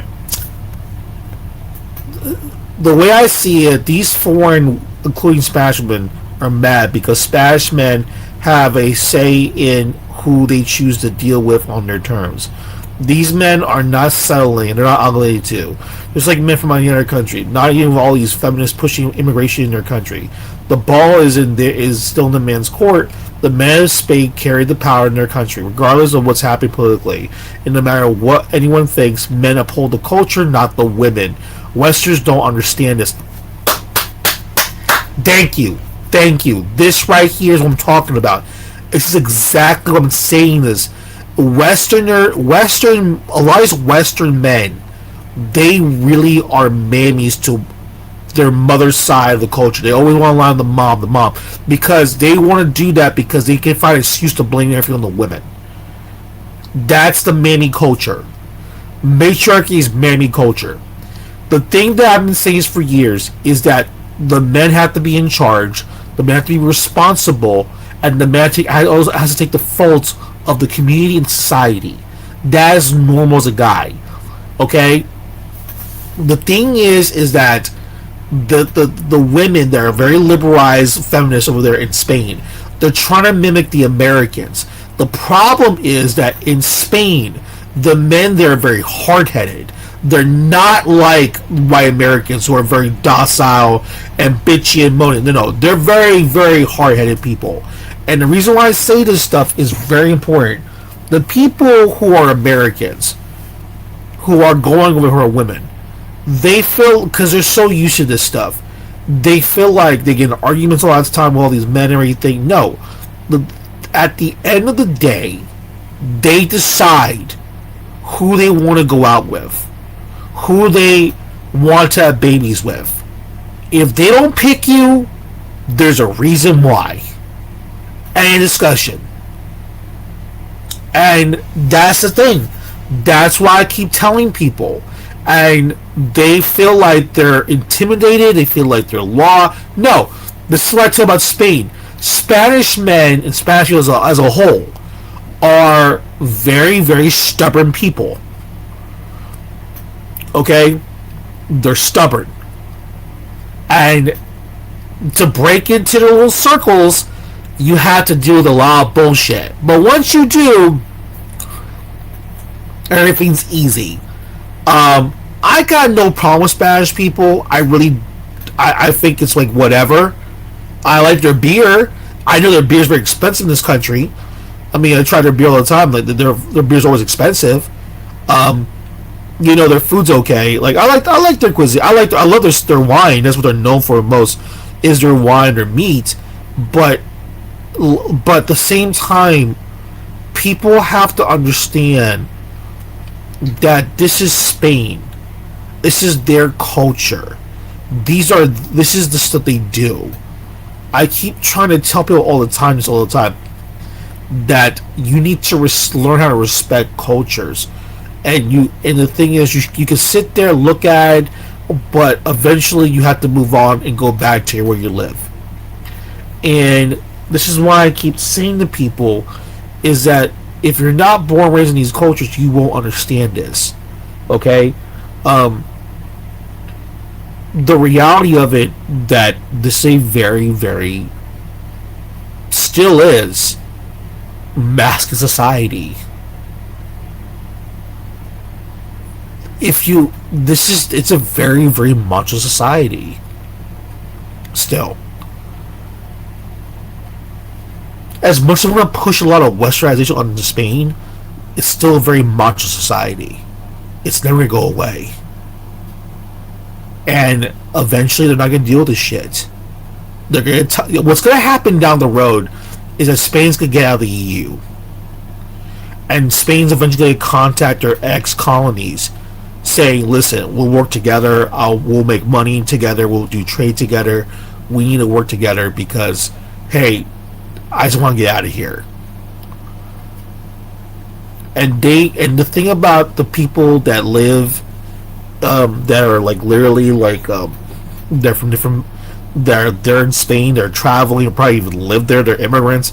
It's tough, but they have to understand that. But that's your choice. You chose to go there. This is not the UK. This is not the Netherlands or Germany or even Sweden, where people are so diverse and open. Like that's not Spain. Spain's the opposite.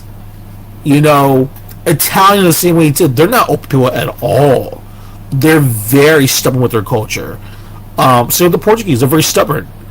They just want things their way, and that's it. If you go to, this is what people say.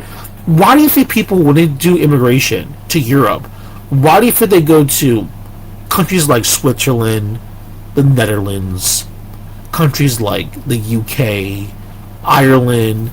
They go to those type of places, Denmark, Scandinavian nations, Sweden especially. Why do you think they even go to France? I mean, why do you think people go to these places? Because these countries, they are more diverse. Like Germany is very diverse. They're very open. I mean, they're cold, but they're open people because they feel guilty what happened to them with World War II. They still have that mentality where it's like, oh my God, we gotta prove that we're not racist, so we're gonna be open to everybody.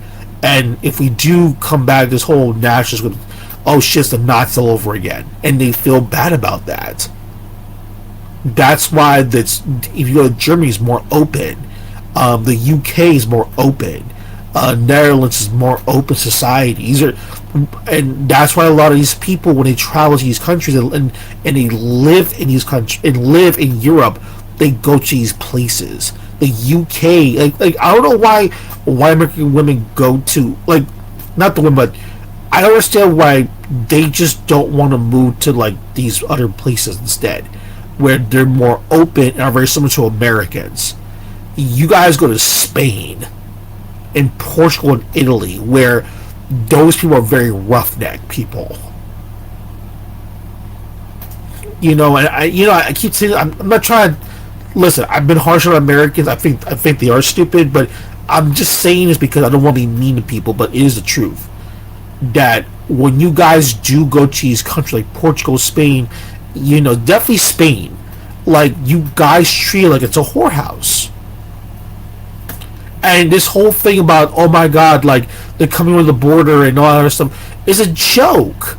You guys just sit there and oh my god, get rid of these illegals, they could try to kill us. And I'm like, yeah, but you also forgot the other part too, that they don't want your ass there either. Because you cause problem too, you idiots. So, anyway guys, I'm out. And by the way, happy birthday to Banana Princess.